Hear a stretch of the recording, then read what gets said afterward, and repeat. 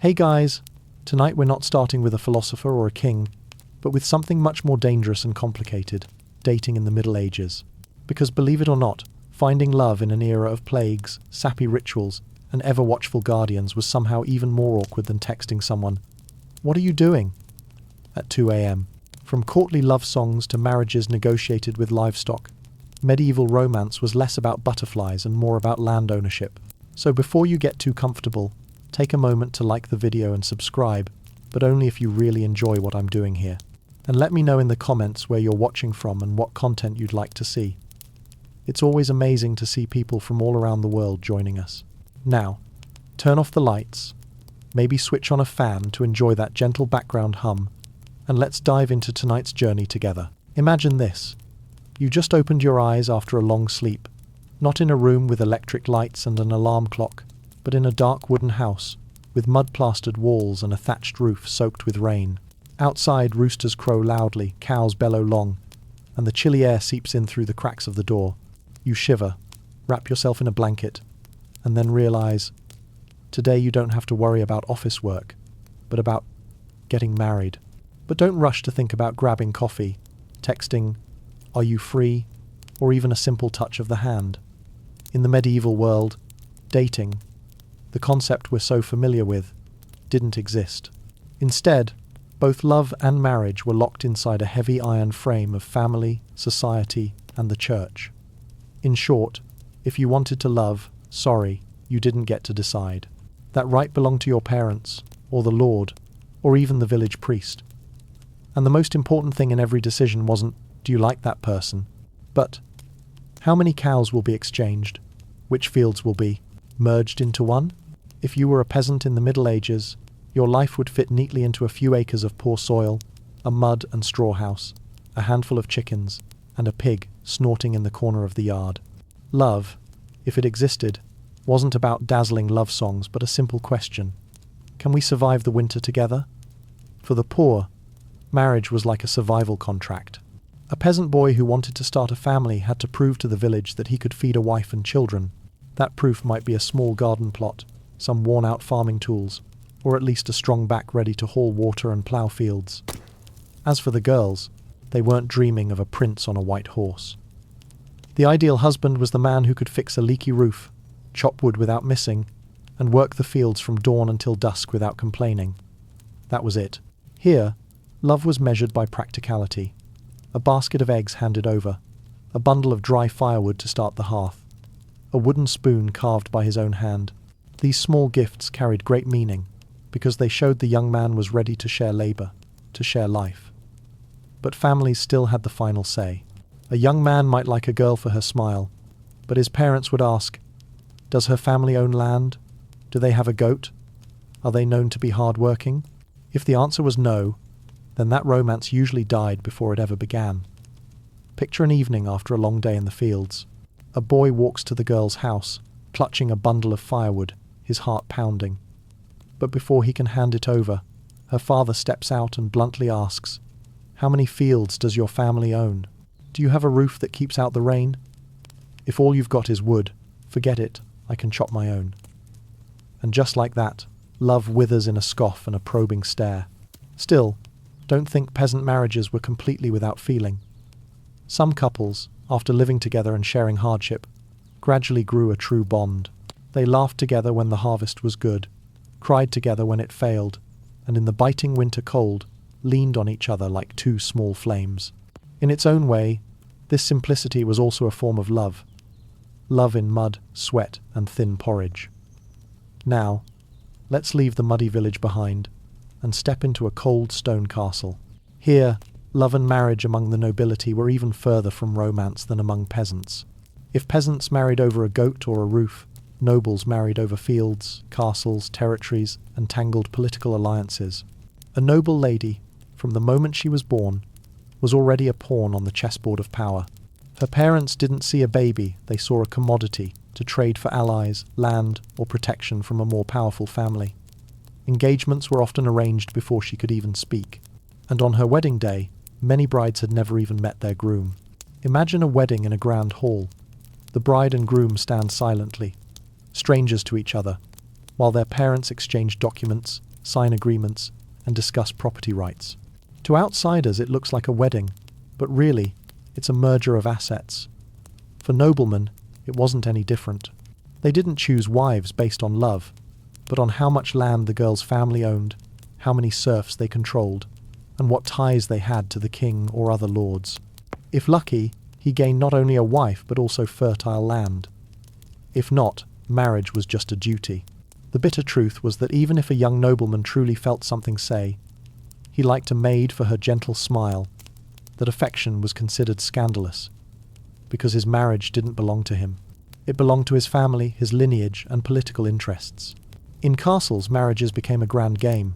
Who would marry whose daughter, who would gain the right to collect taxes from which fields, who would become in-laws to forge an alliance against an enemy. And amid those negotiations, the voices of the bride and groom sank to the bottom. In rare cases, real love blossomed after marriage, but that was more of a random miracle than a planned outcome. At first glance, peasants and nobles lived in two separate worlds, one of mud and firewood, the other of castles and gold. But if you look closer, you'll see a common thread. Both classes were stripped of the right to choose love. The peasant had to think of pigs, chickens, and fields. The noble had to think of land, castles, and political alliances. Different in scale, but the essence was the same. Marriage was a contract, not romance. Both classes were ruled by family. A poor boy couldn't marry the girl he liked if her family disapproved. A noble lady couldn't choose a poor knight just because she fancied him. In both cases, the final word didn't belong to the heart but to parents, lords, or the powerful. Interestingly, both peasants and nobles found ways to bend the rules. In villages, a boy might secretly give a girl firewood, vegetables, or small tokens to prove his affection.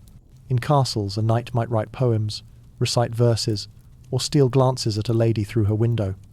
But all of it was fragile, easily crushed by society's harsh barriers. In other words, the poor were trapped by the frame of hunger and harvests. The rich were chained by golden shackles of power and politics. Outwardly different, inwardly the same.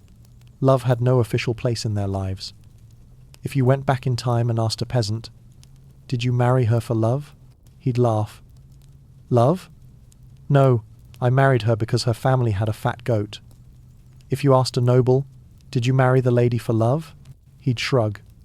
"No, but her family owned a castle on the border." On both sides, the answer was the same. Love was just a bonus. If you were lucky to have it, fine. If not, so be it. After leaving behind the muddy thatched huts of peasants and the cold stone halls full of marriage contracts of nobles, we step into a stranger world, the world of courtly love.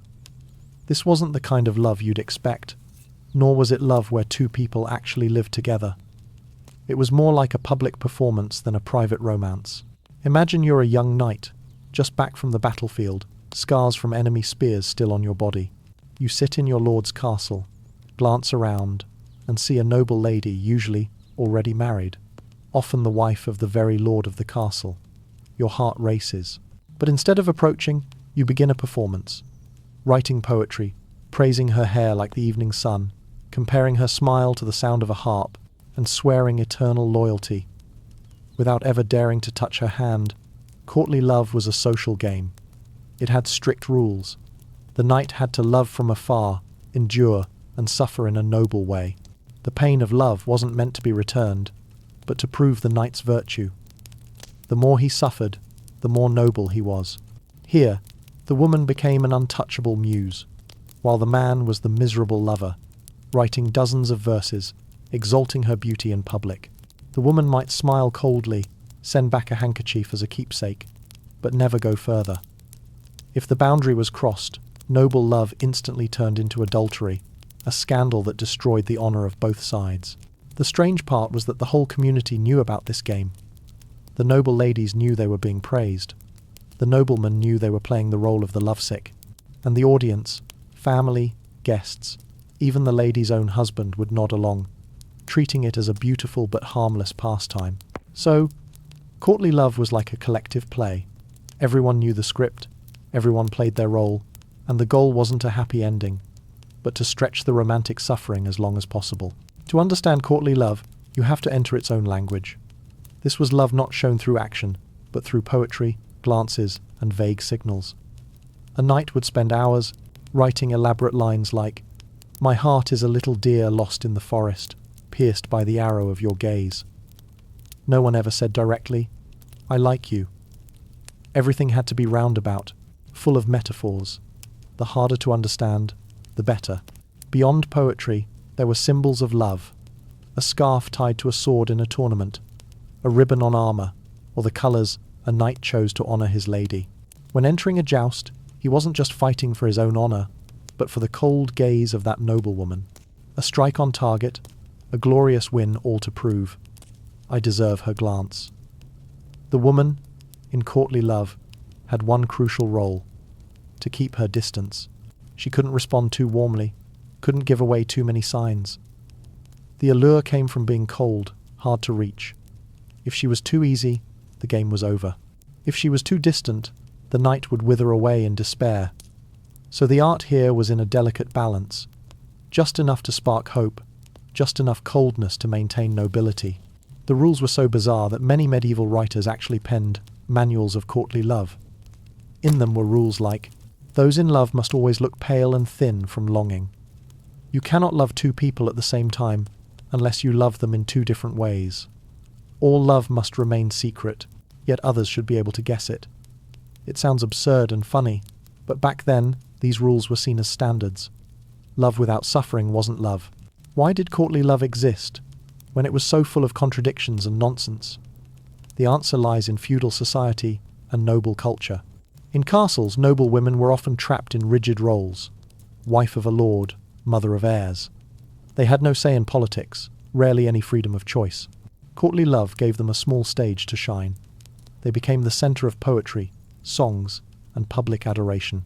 Even without political power, they could command knights in love, making them fight, write poems, or prove loyalty. For knights, courtly love was an exercise in morality and image. Off the battlefield, they still needed to show loyalty, honor, and patience. Loving an untouchable lady proved they knew restraint and sacrifice. It turned the suffering of love into a social weapon. The more they endured, the more they were admired.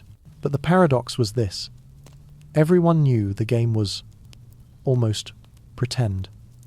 The knight knew he would never marry the lady.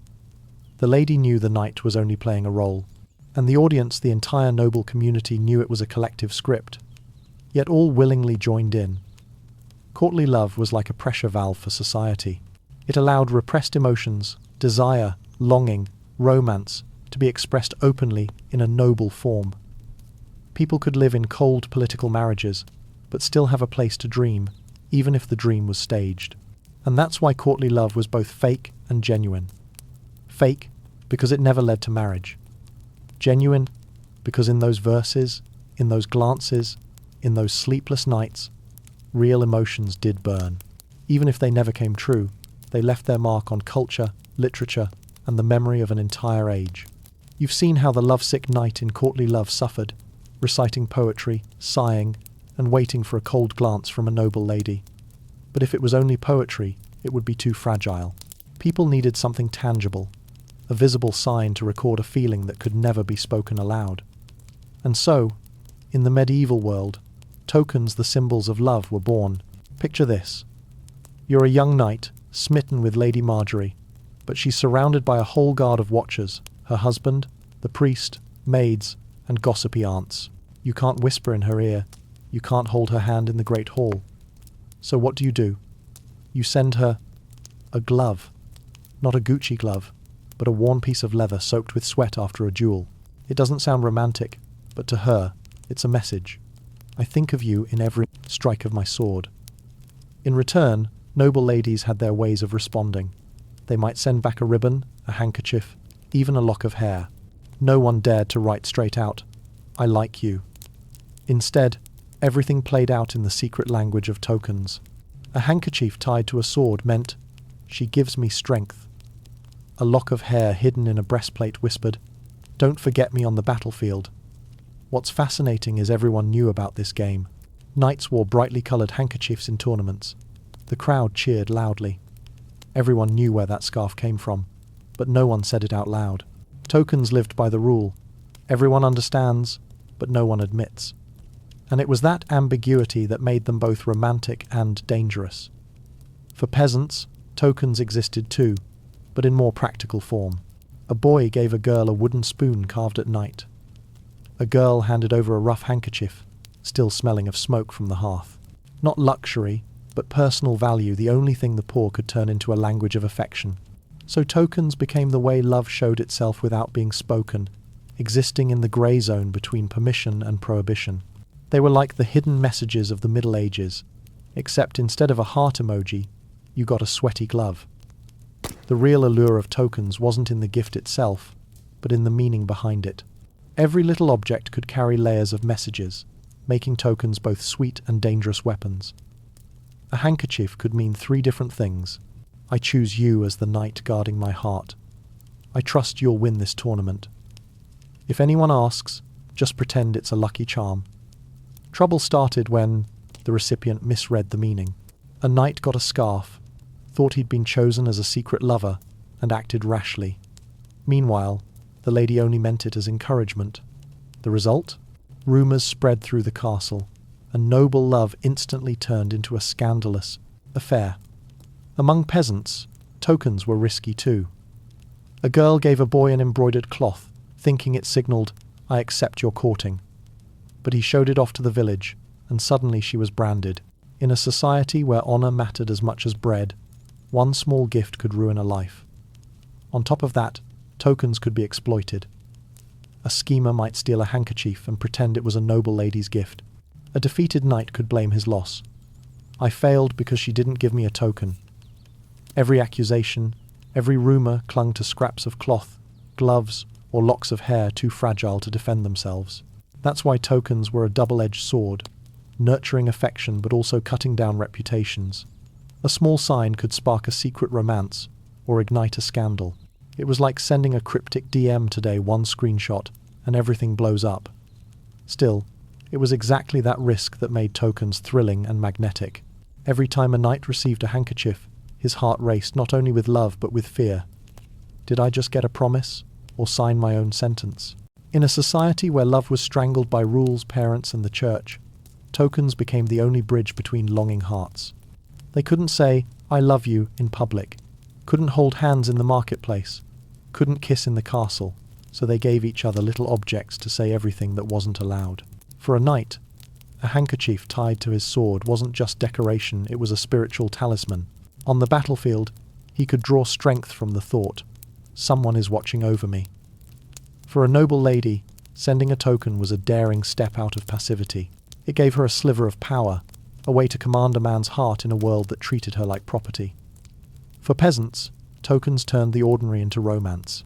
A carved wooden spoon, a basket of eggs, a homemade ribbon all said, "I think of you even when my hands are blistered from the fields." Peasant tokens smelled of smoke and hay, but that made them real. Tokens were the art of ambiguity. People lived in double meanings. On the surface, just an object, but inside, an entire universe of feeling.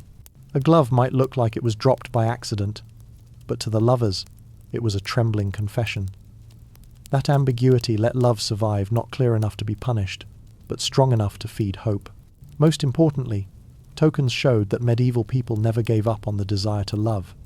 Even forced into arranged marriages, even under constant watch, they still found ways to say the unsayable. A handkerchief, a ribbon, a carved piece of wood, small, fragile, but powerful enough to push back against the whole system. To outsiders, tokens were trivial objects, but to those involved, they were proof that their hearts still beat, that love still had a place, even in the shadows. And maybe, it was thanks to tokens that love in the Middle Ages never completely vanished, but slipped through the cracks of a world bound in chains. If you think you could date in private in the medieval world, forget it. Every time a young man wanted to talk to a girl, immediately, a chaperone appeared, the ever-present escort, usually the mother, grandmother, sister, or a stern aunt clutching a rosary, eyes sharp as a hawk. The scene might go like this. A young knight, heart pounding, approaches a lady by the rose garden. He's about to say something romantic like, "The roses today pale beside you." But as soon as he opens his mouth, an old uncle clears his throat behind him. Beside her in what way? Exactly. And just like that, the romance evaporates, leaving only awkward silence. Among peasants, the surveillance was even stricter. A boy visiting a girl's house at night? Not a chance. Every conversation had to happen in front of the whole family, and often while her mother was milking a cow. A glance held too long, a smile too broad, was enough for her father to shut it down. Young man, go home. You've got crops to worry about. The funny thing was that in the Middle Ages, love was always a collective matter. It wasn't just between two people, but between families and communities.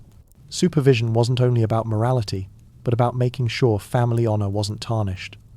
A girl thought to be too easy could drag her whole family into disgrace, so every meeting was like a public trial.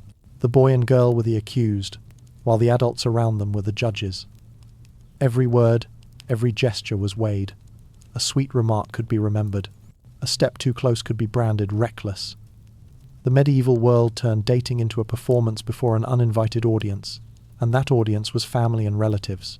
If family were the visible eyes, then the church was the invisible pair, always watching. In the Middle Ages, the church didn't just control spiritual life, but deeply interfered in love and marriage. First, the church laid down strict laws. No premarital relations, no secret courting, no adultery. And, to be sure, marriage only counted if it was blessed in front of a priest. This turned every romance into a chess game, how to exchange feelings without breaking church law. If caught, the punishments could be harsh, from public confession, fines, to excommunication. And in medieval society, being condemned by the church was almost the same as being cast out by the entire village. Imagine this. A boy writes a love letter, asks a friend to pass it along, but the letter ends up in the priest's hands. The result? On Sunday morning, the whole village gathers at church, and the priest reads every line aloud as a lesson. Instead of romance, the letter becomes a public joke. The church also enforced lists of forbidden unions. For example, if two people were related as far out as the 7th degree, they could still be blocked. Many couples truly loved each other, but were branded invalid on theological grounds. And don't forget, monks and nuns often acted like reverse messengers. They gathered rumours, spread them, and reported them to higher authorities. A whisper could reach the bishop overnight. To the church, love wasn't personal choice. It was a field that had to be monitored to avoid moral chaos. In this climate, couples had to live double lives. Model citizens in front of the church, secret lovers in the shadows. This constant oversight created a heavy atmosphere, where every small act carried the risk of condemnation. Beyond family and church, there was another terrifying force: the village community. In medieval villages, small and close-knit, everyone knew everyone. Secrets didn't exist. A lingering glance at the market could become the talk of the town by the next day. Picture this. A girl hands a boy an apple during the harvest festival. The next day, the whole village whispers, they're engaged. A week later, the rumor shifts. They met in secret last night. By the next month, it's, she's pregnant. And it all started with an apple. Gossip in the Middle Ages was stronger than today's social media. It spread fast, uncontrollably, and could destroy a family's honor. People feared not just their families or the church, but also the whispers of their neighbors. At festivals, collective surveillance was at its peak. Young people could dance and sing, but every glance was scrutinized. A touch of the hand could be read as a promise of marriage. A playful song could be taken as proof of adultery. In a society where marriage was an economic contract, any sign could be twisted into leverage to force a union. And let's not forget, local lords could interfere too. They could forbid or force marriages if they saw benefit. A poor boy pursuing a rich man's daughter, the lord could punish him. A poor girl secretly seeing a knight, the lord could exploit it for gain. In short, love in the Middle Ages was like living inside a room full of mirrors. Every gesture was reflected 100 times. You didn't just love one person, you loved under the gaze of the village, the church, and the family. A private smile almost didn't exist. After days of suffocating supervision by parents, the church, and even neighbors, festivals became the pressure valve of the whole community. For young men and women, this wasn't just a time to eat and sing, but a rare chance to actually mingle without being too tightly controlled. Picture a village in spring. After the long winter, when snow and ice finally melted, the community celebrated May Day, the festival of the new season. In the village square, a tall pole was raised, decorated with bright ribbons. Boys and girls held hands, dancing and wrapping ribbons around the pole. This wasn't just a game, it was a legitimate excuse to touch hands. On normal days, a touch of the hand could be judged reckless, scolded by parents, or even lectured by the priest. But at the festival, suddenly it was allowed. Oh, they're just dancing. And in those moments of disguise, many eyes met, many hearts stirred.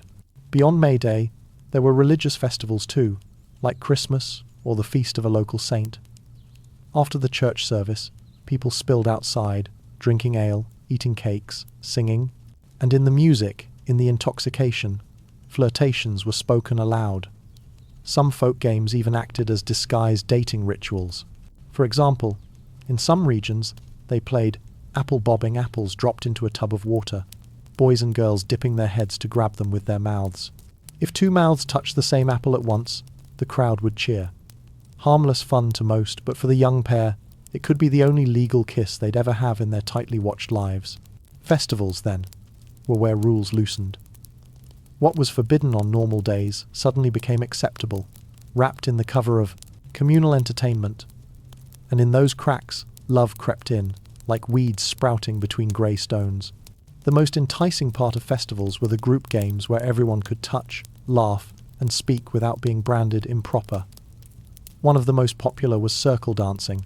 Boys and girls joined hands, spinning around a bonfire or the maypole. Every turn was another chance for hand to brush hand, eye to meet eye. For us today, that seems small. For medieval people, it was nearly a romantic event in itself. There was also the flower crown game. Girls wove garlands from wildflowers and placed them on the heads of boys they liked. If the boy wore the crown all day, it meant he accepted the hidden invitation.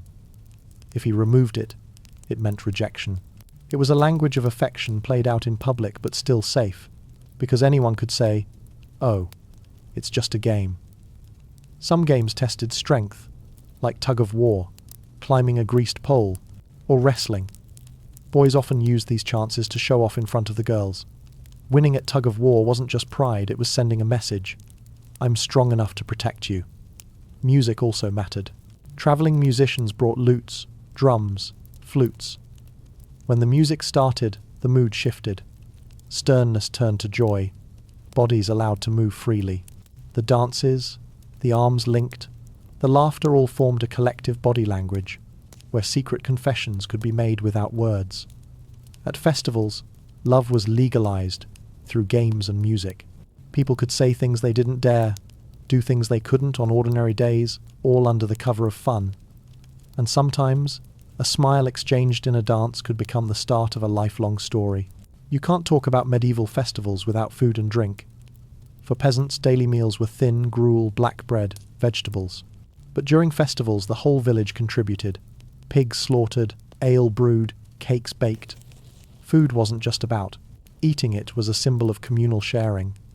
For young people, sharing a piece of cake, a cup of ale, meant more than a love confession. A girl handing a boy a slice of baked apple with a shy glance that was a sweet invitation. A boy filling a girl's mug with ale, raising it to toast that was a promise of protection. And of course, alcohol made people bolder. Normally, a boy only dared to sneak glances. After a few cups of ale, he might try a daring flirt. A shy girl, after some honey mead, might laugh and meet his gaze head-on. Drink turned secret feelings into spoken words, and many romances sprouted from the haze of alcohol. But boldness carried risks. A joking word could balloon into rumour. A daring gesture could be seen as crossing the line. So festivals were a double-edged sword. They let young people break rules but could also drag them into trouble. Still, one thing was certain. The festival atmosphere loosened control. Parents, the church, even neighbours were busy eating, drinking, singing. In the raucous music, boys and girls snatched rare moments of freedom. And sometimes, just a few minutes of freedom was enough to spark a romance. The special thing about medieval festivals was that they turned the whole community into a collective stage, where everyone played a part, and young people were the lead actors in the love story. Everyone knew festivals were for flirting. Parents knew, priests knew, neighbours knew. But everyone pretended not to. They laughed, they drank, they clapped when two young people exchanged a garland.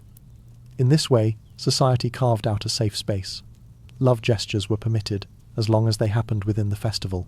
In many villages, festivals even tied directly into betrothal rituals.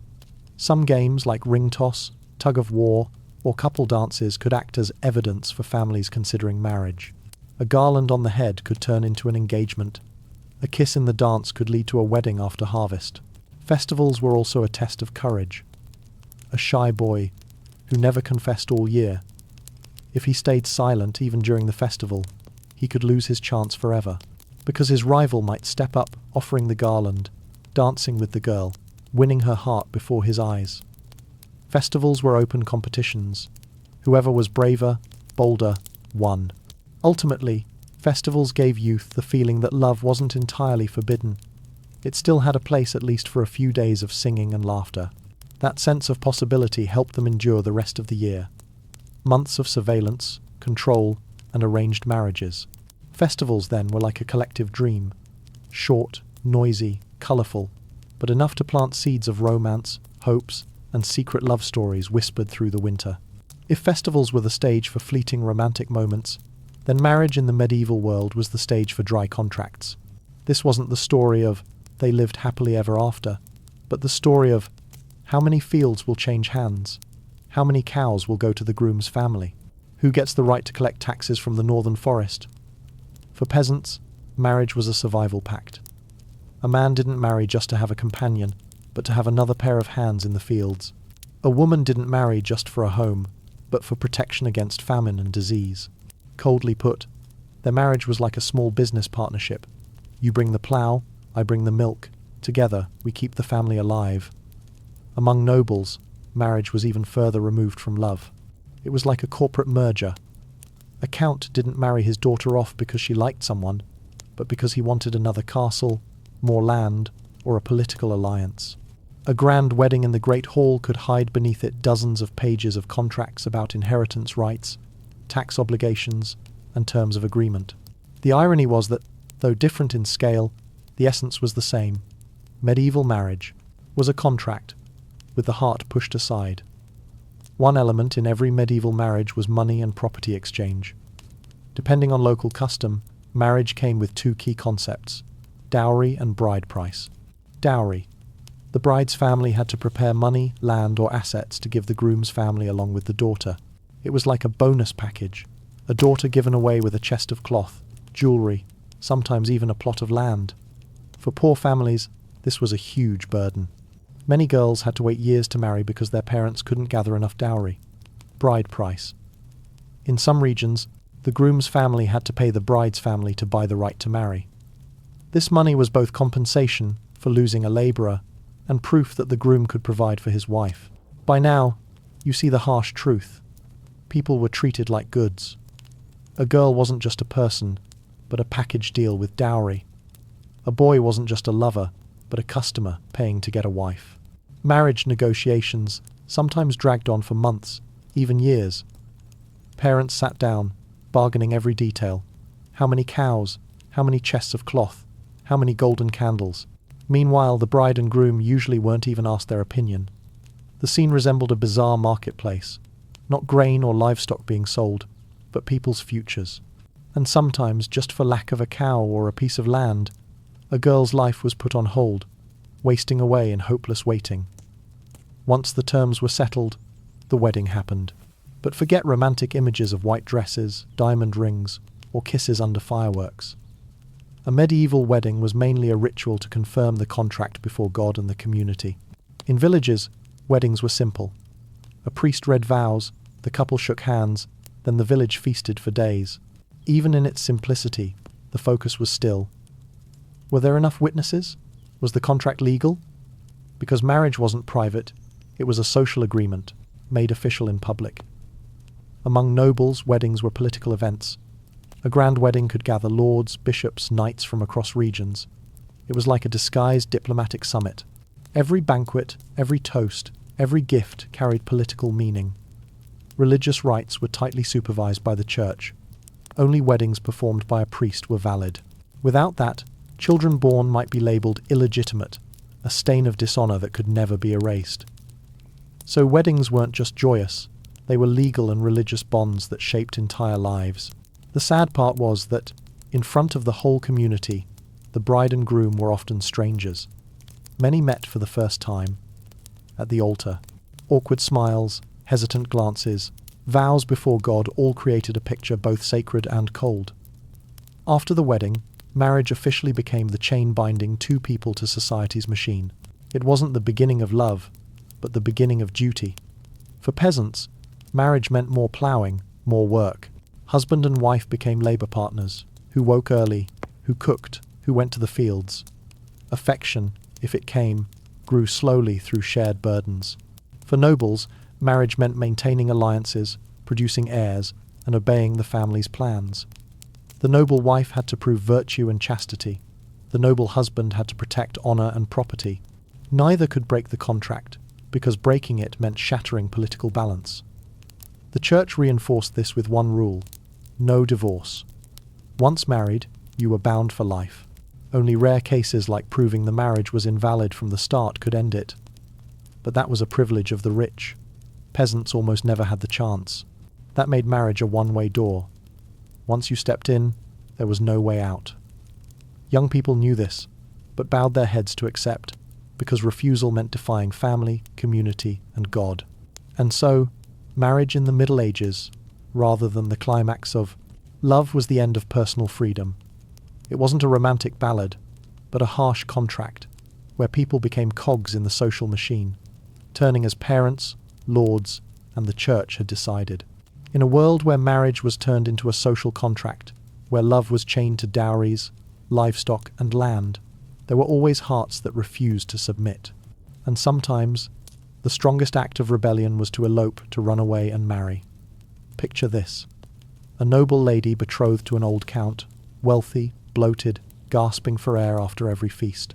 But her heart belonged to a young knight, brave, poor, and very much not her appointed groom. As the wedding day drew near, she made the unthinkable choice: to flee with the man she loved. One dark night, as the castle slept, she slipped out of her chamber with only a few small belongings, mounted a horse, and disappeared into the forest with him. For peasants, elopement happened too, but with less romance and more raw survival. A girl forced by her parents to marry a wealthy farmer, while she loved a poor blacksmith. With no other option, the two fled their village, starting anew in a far-off land where no one knew them. They gave up family protection, gave up inheritance, gave up their roots just to stay together. In both cases, eloping was rebellion. It defied parents, defied families, defied society and the church. Because medieval marriage wasn't just private, it was the backbone of community order. When a couple ran away, they shattered that chain, shaking honour, interests, and law. So eloping wasn't just a romantic love story. It was a miniature social explosion, and that made it both intoxicating and dangerous. Running away to marry sounds romantic, but in the Middle Ages, it came with brutal consequences. First, family honour lost. When a girl ran off with her lover, her parents took it as a public humiliation. They might disown her, even declare her dead. In a world where honour outweighed wealth, this meant losing protection, inheritance, and any place in society. Second, legal danger. The church and local lords could treat elopement as a serious violation. If the marriage wasn't performed under church rites, it could be declared invalid. Children born might be branded bastards, illegitimate, denied inheritance. This was especially severe among nobles, where inheritance of land was life or death. Third, physical danger. Couples often fled by night, through forests and mountains, facing bandits, wild beasts, hunger, and cold. With no safe shelter and little property to start anew, one rash decision could turn into tragedy within days. Many elopements ended in tears. Some couples were caught immediately, dragged back, and forced into arranged marriages. Some were harshly punished, even killed while fleeing. Others escaped, but spent their lives in poverty, far from home, haunted by fear of discovery. Yet it was precisely these harsh fates that made elopement an endless source of poetry and legend. Tragic romances where lovers chose death together over life apart became folklore, sung by wandering minstrels in village squares. Elopement, then, had two faces. In reality, full of risk and shame. In imagination, the ultimate symbol of romance, where love dared to challenge law and power. Rarely, some elopements did end happily, and these tales fanned the flame of hope for generations. Medieval Europe carried legends of couples who escaped successfully, building new lives in distant lands. They became symbols of courage and loyalty to love. To villagers, they were heroes who defied fate and dared to do what others only dreamed of. A famous example in literature is the story behind Romeo and Juliet. Though Shakespeare came later, the spirit of the tale echoed medieval elopement. Lovers forbidden by their families, choosing to risk everything to be together. The tragic ending only strengthened the image of love standing above cold contracts.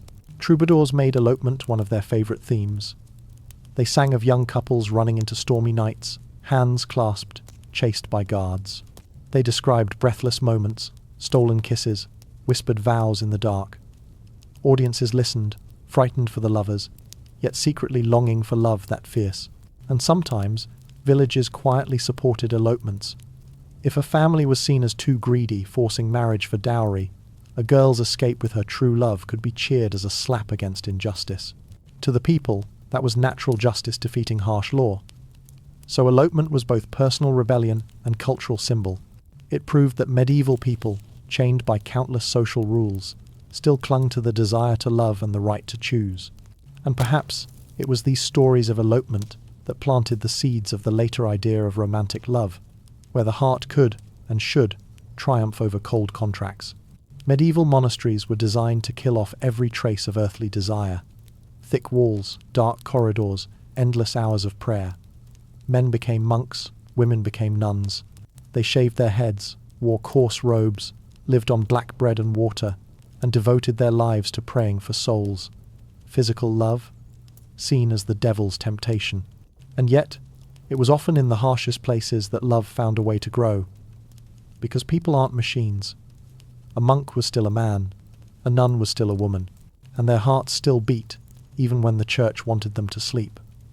Records tell of nuns and monks slipping love notes through cracks in the wall, or passing them by servants. Some nuns confessed they dreamed of knights.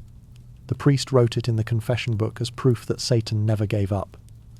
The irony was this: the more forbidden it was, the more irresistible love became.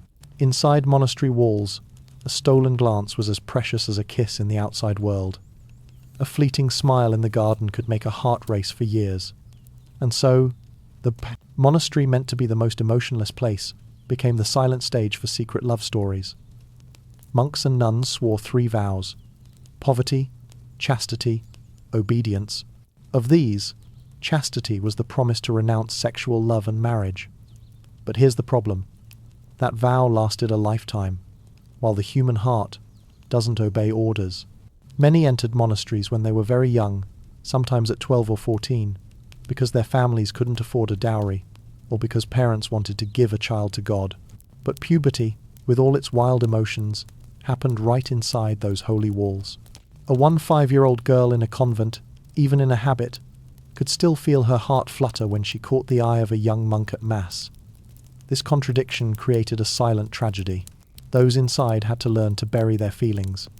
Some punished themselves fasting, kneeling for hours to kill desire. Some poured their emotions into hymns or illuminated manuscripts, channeling love into art. But some couldn't resist, and fell into secret affairs. Monastic love, then, wasn't loud or public. It was like a small flame in a sealed jar, weak, fragile, but the tighter the lid, the hotter it burned.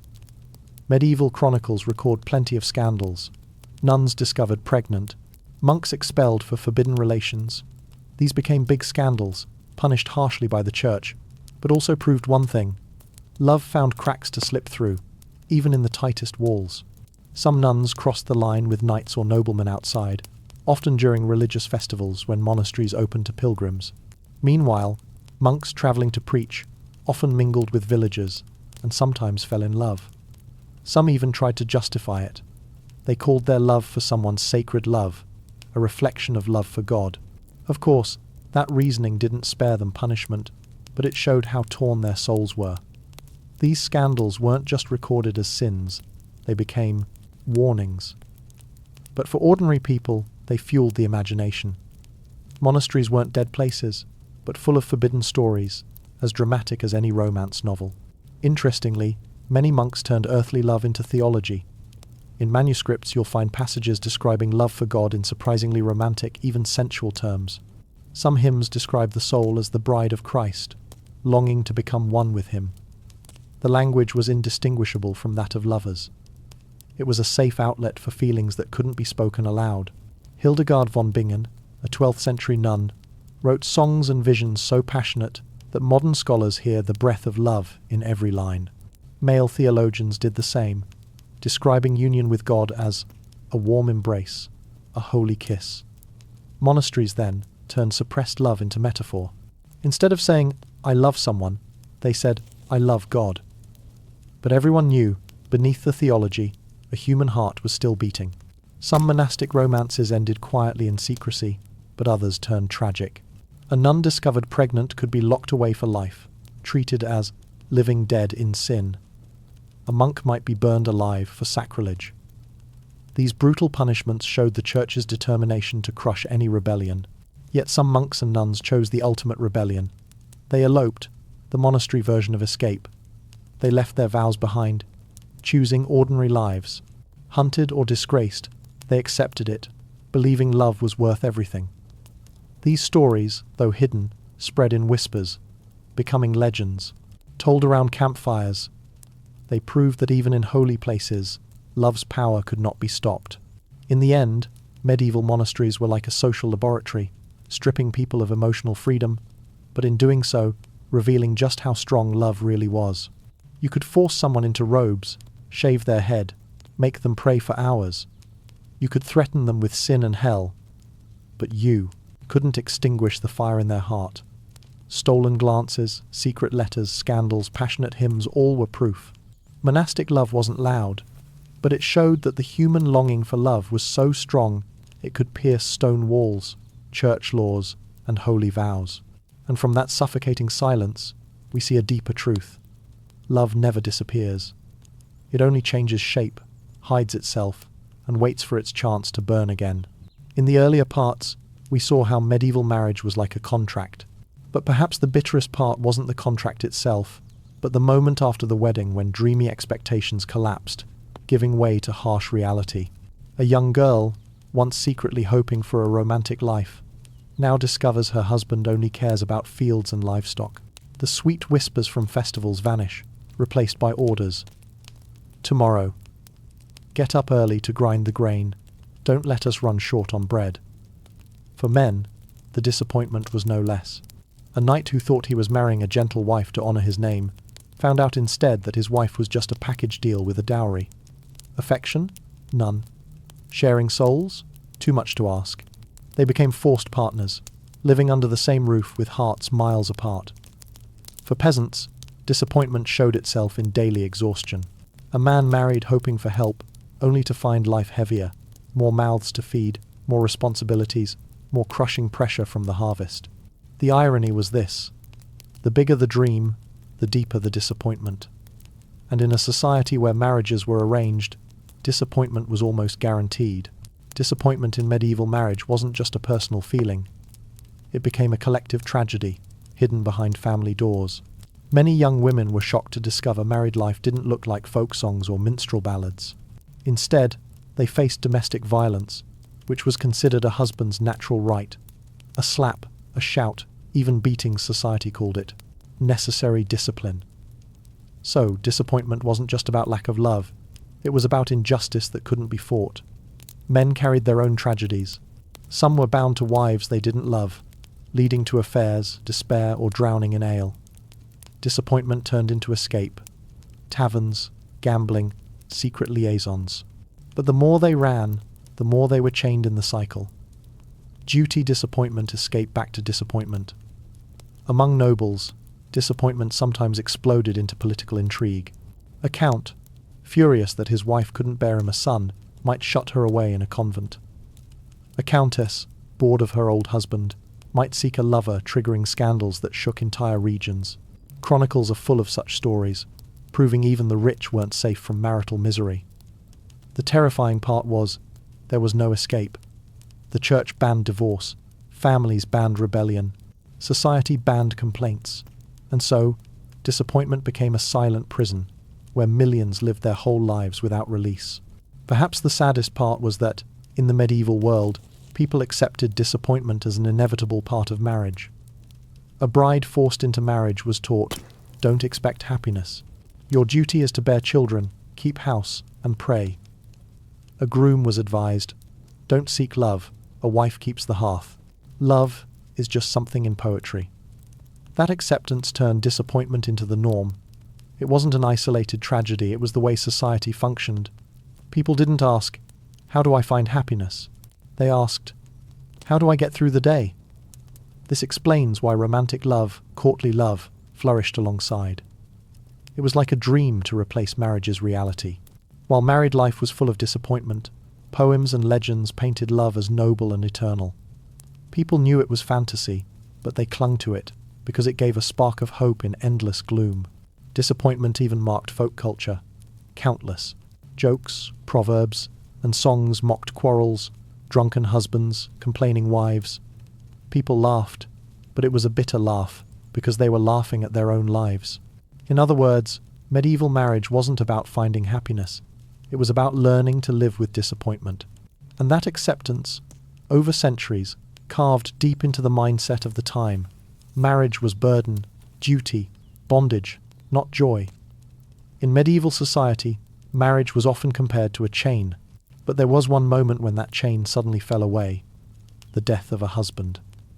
And so, a widow, a woman once bound, once controlled, suddenly stood before something rare, personal freedom. Imagine a peasant woman, her whole life spent ploughing beside her husband, bearing children, enduring nagging and violence. When a husband dies of plague, there's grief, there are tears, but then a new feeling creeps in. Now I get to decide my own life. She could choose to stay single, raise her children her way, or choose another man, this time for love. Among nobles, the situation was more complicated, but just as fascinating. A countess, when her husband died, might inherit part of the lands, becoming the true manager. For the first time, she wasn't just a package deal with a dowry. She was a woman of power, and that power sometimes let her choose the man she truly wanted, even a long-time lover once hidden in the shadows. What's striking is that medieval society, usually harsh on young women, was strangely more lenient toward widows, because they had already fulfilled the duty of marriage once. If they remarried, the community judged less harshly. A widow could say, I did my part as a wife, now I choose for myself. And that was a second chance very few women of the time ever had. When a husband died, a widow suffered loss, but at the same time, she gained a special kind of power. For peasants, a widow became head of the household. She could hold the title to land, something rare for women. Though still under pressure from the community, inside the home her voice suddenly carried weight. Children obeyed, neighbours respected, and sometimes she could remarry on her own terms. Among nobles, widows were even more formidable. A countess might control vast estates, decide political alliances, even refuse new arranged marriages. Chronicles tell of one wealthy countess who, after her husband's death, flatly declared, I will marry no one. I rule this land in my husband's name, and no one may interfere.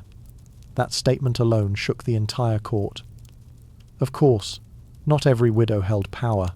Many were stripped of property by in-laws, forced into convents to preserve family honour. But even then, widows carried an invisible strength, no longer maidens under parental orders, but seasoned women who had lived through marriage, understood its burdens, and could negotiate far better. That made them magnetic figures. A wealthy widow became a prize many men pursued not for love, but for her fortune. Yet if she was clever, she could flip the game, turning hunters into prey, and choosing the man she wanted instead of being chosen. The beauty of medieval widow stories lies here. After fulfilling the duty of an arranged marriage, they sometimes got the chance to love for the very first time. A peasant widow might choose the neighbour who once secretly helped her during harvest. Before, her parents forbade it, but now, with the label widow, she was freer. A second marriage, if it came, was often based more on empathy and experience, not just land or dowry. Among nobles, some widows remarried old lovers. Folk poems tell of wealthy ladies marrying young knights, despite gossip. People might laugh, but they also admired, at least she lived once for herself. Fascinatingly, society was more forgiving of widows' late-blooming love. Perhaps because they had already contributed to social order with their first marriage. When they remarried for affection, people judged less harshly. In some cases, widows even became role models, proof that love could bloom despite age, despite the past.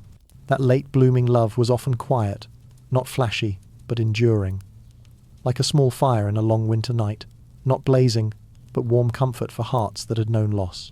The image of the widow and her second chance wasn't just real, it was etched into medieval culture. In folk songs, widows were portrayed as wise, seasoned, sometimes sharp-tongued but magnetic. Jokes circulated about widows, choosing husbands more carefully than maidens, because they already knew disappointment, already knew what happiness cost. In legends, widows sometimes became heroines. Women who raised children alone, defended families after husbands died in war. That image spoke of resilience and virtue. But there were also tales of rebellious widows, defying in-laws, deciding their own lives, even running away with lovers. Especially in knightly songs, the chansons de geste, widows often appeared as the late reward for heroes. After battle, a knight might wed a wealthy widow, not a naive maiden, but a seasoned, powerful woman. That reflected reality. Widows, with property and experience, held a unique and attractive position. In collective imagination, widows symbolized rebirth. They proved that even when the first marriage ended in disappointment, even when death brought loss, life still had room for second chances for late-blooming love, for unexpected joy. In the medieval world, people believed every event in life was arranged by God, from where you were born, whether you ploughed fields or carried a sword, to whom you married, and how long you lived. And of course, love was no exception. The church preached that marriage was a sacred sacrament, not just a social contract but the will of God. Priests would often remind people, husband and wife do not choose each other. They are joined by God in a surplus, greater plan. This made many young couples believe that whom they married, whom they loved, was not personal choice, but a piece of God's cosmic puzzle. Yet that belief created endless tragedies. A girl forced into marriage might cry, but then tell herself, "This is destiny. God wills it." A boy in love but forbidden to wed would whisper, "His will is deep, I cannot understand it." Destiny, under the lens of religion, became a sedative for broken hearts. But here's the irony. Because they believed love was arranged by God, many also saw forbidden love as a sign from heaven. Records tell of adulterous couples justifying themselves. We met because God planned it.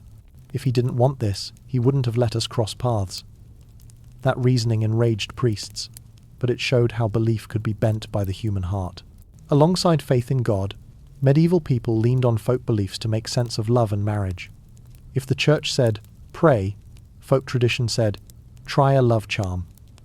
Strange rituals abounded. Drop the shirt of the one you desire into a river under a full moon.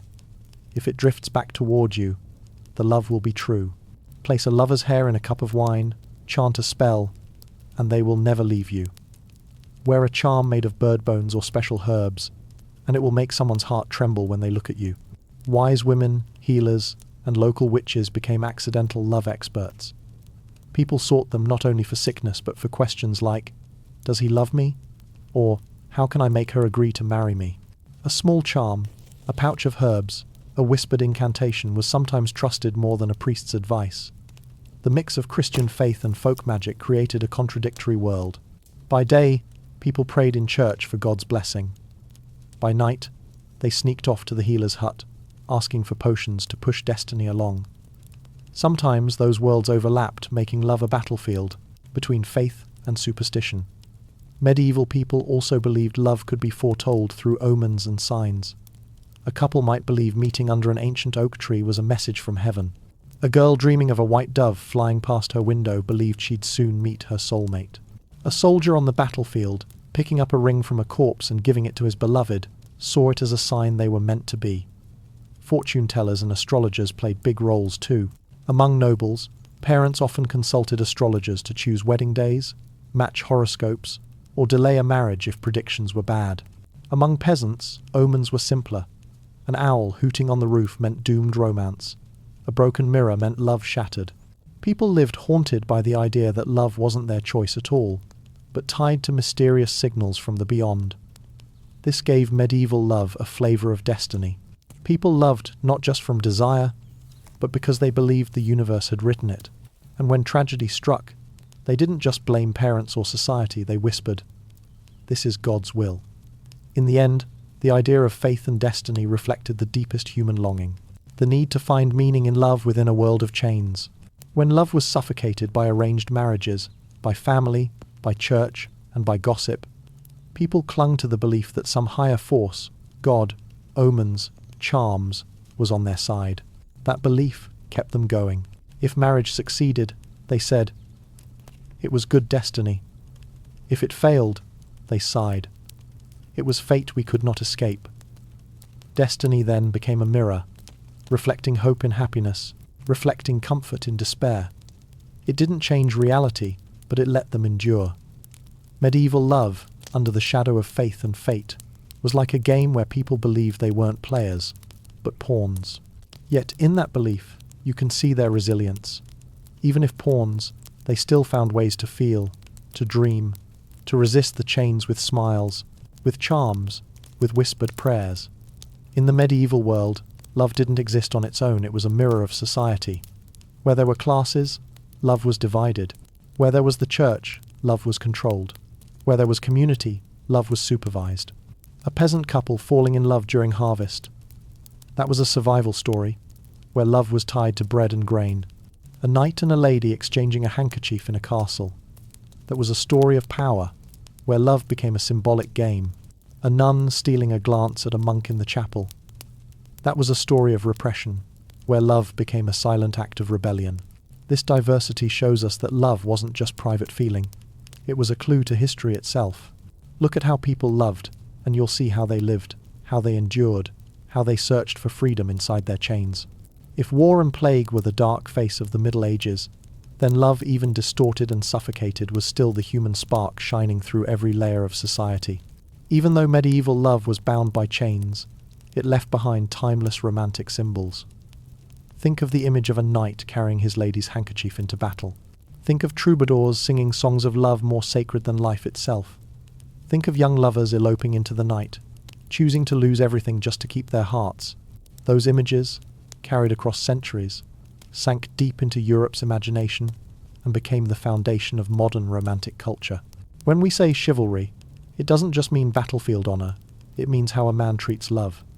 When we say courtly love, it's not just a game, it's the dream of escaping the dryness of arranged marriage. Today, every love story in movies or novels, from Romeo and Juliet to Game of Thrones, carries a shadow of those symbols. Medieval love broke out of its own age and became a universal language for romantic longing. The Middle Ages are often called the Dark Ages. War, famine, and plague everywhere. But right inside that darkness, love became a balancing force. Picture a knight returning from war, armor torn to shreds, still keeping his lover's old handkerchief tucked close. Picture a widow who lost her husband to plague, finding comfort in new arms. Picture lively festivals where young people clasped hands and danced, forgetting hunger for a single bright day. Love, small as it was, helped people balance their fear. Like a candle in a dungeon, not enough to banish the night, but enough to remind them that life still burned on. That's why we can say love wasn't just private, it was communal fuel, keeping society from collapsing under death and violence. Today, when we look back, medieval love isn't just old stories. It left behind a living legacy. In culture, troubadour songs, knightly legends, tragic romances. In religion, the idea of marriage as a sacrament, still shaping modern belief. In society, the birth of romantic love standing against contract marriage. In collective imagination, Handkerchiefs, wreaths, love charms, prophecies, all turned into symbols for later art. That legacy still lives in language. When we talk about true love or destiny, we're unconsciously using concepts medieval people once believed, once sang about, once wept over. In other words, medieval love, even when strangled, still found a way to become civilization's symbol. It shows us that humans can be oppressed, controlled, chained, but the heart will still dream, still resist, and still leave a mark that outlasts time. Are you guys still listening? Feel free to drop a comment and let me know. Now, let's move on to a true love that transcends time in the world of Greek mythology. Among the hundreds of shining names in Greek mythology, there's one figure remembered not for muscle, not for archery, not for glory in battle. This figure stood out with only one weapon: music, and that name is Orpheus. Orpheus was not born an ordinary mortal. According to legend, his mother was Calliope, the muse of epic poetry, one of the 9 sacred muses. They say that from the very blood in his veins, Orpheus carried poetry and art. As for his father, some versions claim he was King Oeagrus of Thrace, but many myths believe his father was Apollo, the god of music, prophecy, and light. If so, Orpheus was nothing less than the son of music itself, destined to turn melody into magic. From childhood, Orpheus was gifted a special treasure, the lyre given by Apollo himself. Under the guidance of his mother and Apollo, he quickly surpassed every mortal musician. When Orpheus touched the strings, birds froze mid-flight to listen, wild beasts gathered calmly at his feet, and even the sea hushed its roaring waves to hear the song. What made Orpheus different was the power to move hearts. His music wasn't just beautiful, it softened even the hardest souls. The Greeks said that when Orpheus played, stones could stir and roll, mountains bowed, and bloodthirsty warriors dropped their weapons in tears. In his hands, music became a weapon greater than swords or spears, the weapon of the heart. Orpheus wasn't just a wandering bard. He was an artist hero in countless legends. When the Argonauts led by Jason set sail to find the Golden Fleece, Orpheus was there. They say it was his music that saved the Argo from the sirens, the half-women, half-bird creatures whose songs lured sailors to death. While their voices shook the fleet, Orpheus struck his lyre louder, drowning out temptation and guiding the crew to safety. His music wasn't just art, it was a shield against death itself. What made Orpheus truly special was that he didn't live by brute strength, but by faith that music could reach the soul. While other heroes trusted swords, Orpheus trusted strings. While gods wielded thunder and fire, Orpheus wielded melody. And that faith made him the only mortal bold enough to dream of, challenging death itself. The ancient Greeks honored Orpheus not just as a musician, but as a symbol of the human soul. In his music they heard sorrow, hope, love, and loss. He was a mirror of every emotion mortals carried. And that's why, even after thousands of years, Orpheus still lives on in imagination, not as a warrior, but as the first artist to turn feeling into immortal magic. In the grand tapestry of Greek mythology, Orpheus was neither god nor king, but he was granted a power few could ever claim, the power to make nature, gods, and even death itself pause and listen. And that's why, when the love of his life Eurydice fell into the underworld, Orpheus was the only one with enough reason and enough power to follow her, opening the path with music. But that's a story for later. For now, remember this. Orpheus was the embodiment of music, of a heart so sensitive it made the entire universe stop and listen. A figure who carried no sword, led no army, yet made all surrender by the sound of his lyre. Orpheus, with his lyre in hand, was used to conquering nature and mankind alike. But there was one moment in his life when his music didn't just make birds stop flying or mountains bow. It made the heart of a woman tremble with passion. That woman was Eurydice. There are many versions of how they met, but all agree on one thing. It was love at first sight. Some legends say Orpheus saw Eurydice picking flowers by a stream. Sunlight fell on her hair, a soft breeze passed through, and Orpheus, the man who once enchanted all living things, was, for the first time, enchanted himself. In that instant, he knew every song he had ever played was just a prelude. The real music began when he met her. Eurydice was not a mighty goddess or a lofty princess. She is often described as a nymph, a spirit of the forest. Her simplicity, her bond with nature, made her different. When Orpheus played, she didn't just listen like all others, she felt it. Her eyes followed him. Her hand brushed the strings, as if she wanted to become one with the music. And in those eyes, Orpheus didn't see admiration for an artist, he saw the flame of true love. Their love flared quickly. There were no long trials like other heroes had to endure to win a bride. No wrestling matches, no horse-riding contests, no monster heads brought back as dowry. The love of Orpheus and Eurydice was pure and direct. A song, a glance, and two souls finding each other. In many Greek folk songs, their love was sung as something extraordinary. Because in a world where marriage was often just a contract between families, where women were forced into unions chosen by their fathers, Orpheus and Eurydice truly loved each other, not for wealth, not for power, but for the beating of their hearts. That's why their love became legend. It was unlike any marriage of its time. Picture the two of them on a quiet afternoon in the woods, Orpheus with his lyre, Eurydice by his side. The music rises not to conquer the world, but to whisper love to one woman, and she smiles, her eyes shining, as if to say, "As long as you play, I will always be here." In that moment, music was no longer a universal magic. It became the private language of two lovers. Their story spread across the land. People admired them, because so few ever loved like Orpheus and Eurydice. A genius musician, who could have sought glory everywhere, chose instead to stay with a girl of the forest. A humble nymph, who could have hidden from the dazzling light, chose instead to share her life with the man whose music captivated the world. They met from two different worlds, and love became their bridge. What's more, Eurydice was not just a passive muse. In many versions, she was the very source of Orpheus's greatest inspiration. They say his most beautiful songs were not played for kings or gods, but for Eurydice, to make her smile. If once his music could charm the world, now it was, elevated to something greater, the music of love. Here we see something rare, a love built on equality. Orpheus never saw Eurydice as a prize, and Eurydice never worshipped Orpheus as divine. They looked at each other as human beings, as souls, and that equality made their bond timeless. Perhaps because their love was too beautiful, too pure, Greek mythology, always drawn to tragedy, could not let it end happily. But in this beginning, when they met and fell in love, it was one of the rarest moments in myth. Love shining like pure light, untouched by schemes, power, or hate. Just two souls, and the sound of music echoing through the forest. They say the most beautiful songs are often the shortest, because it's their brevity that makes them eternal. And the love of Orpheus and Eurydice was just like that. When they became husband and wife, the entire Greek world seemed to pause for a rare moment to witness a perfect love song rising among mortals.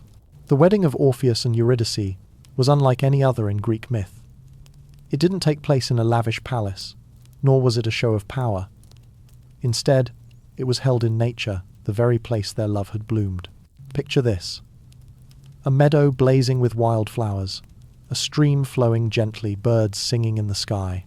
Orpheus held his lyre, and instead of loud ceremonial music, he played a sweet, tender song for Eurydice. No gold, no jewels, the music itself was the dowry. Forest nymphs, flower spirits, water maidens, all gathered to witness. Even the gods bent down to listen, for in their love they saw a purity rarely found among mortals. It was a moment when the world stopped its chaos to make room for love. After the wedding, Orpheus and Eurydice lived through a time many poets called heaven on earth. They needed no throne, no glory. Each day, it was enough to have each other.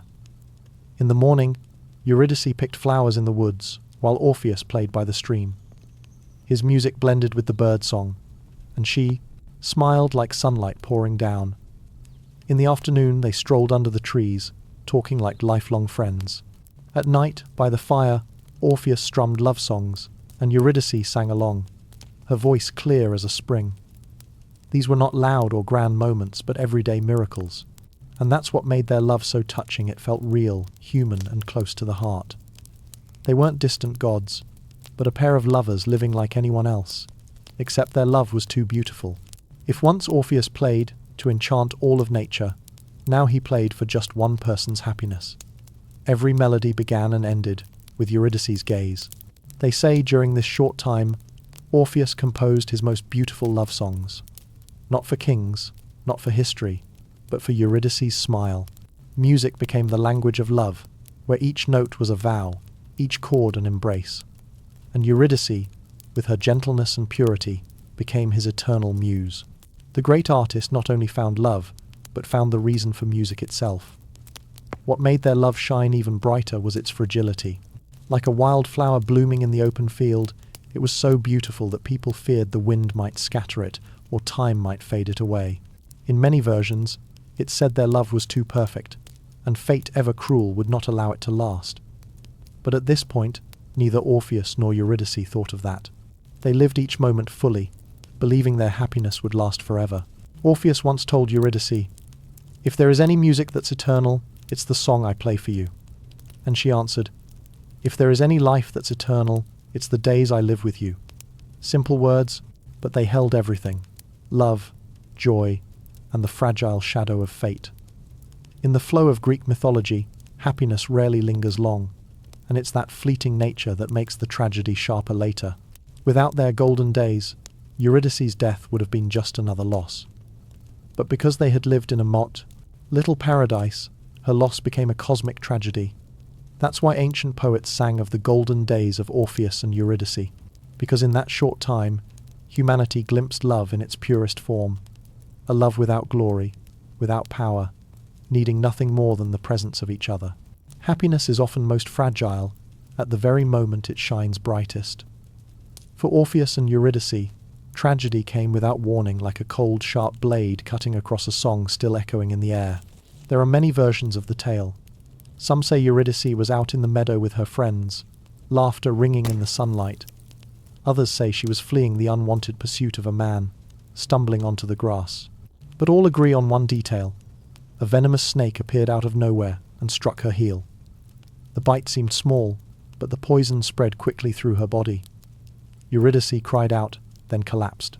Her vision blurred, her frail hand reaching out to her companions as life slipped away, like a candle blown out by the wind.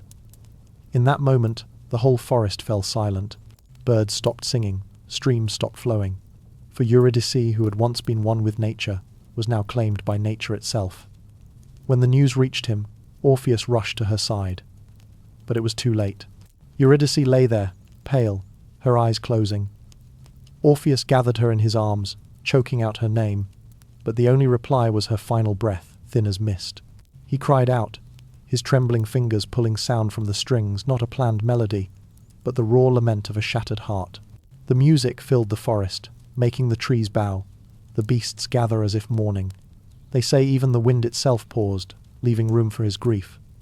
From that day on, Orpheus's music changed. No longer sweet tunes that brought smiles, but dirges so sorrowful that rivers and mountains wept. His lyre became the endless cry of a soul broken by loss. Eurydice's death was not just a private tragedy. It became a story, whispered across the land. People said, "If even Eurydice, sheltered by nature, cannot escape fate, then who is safe?"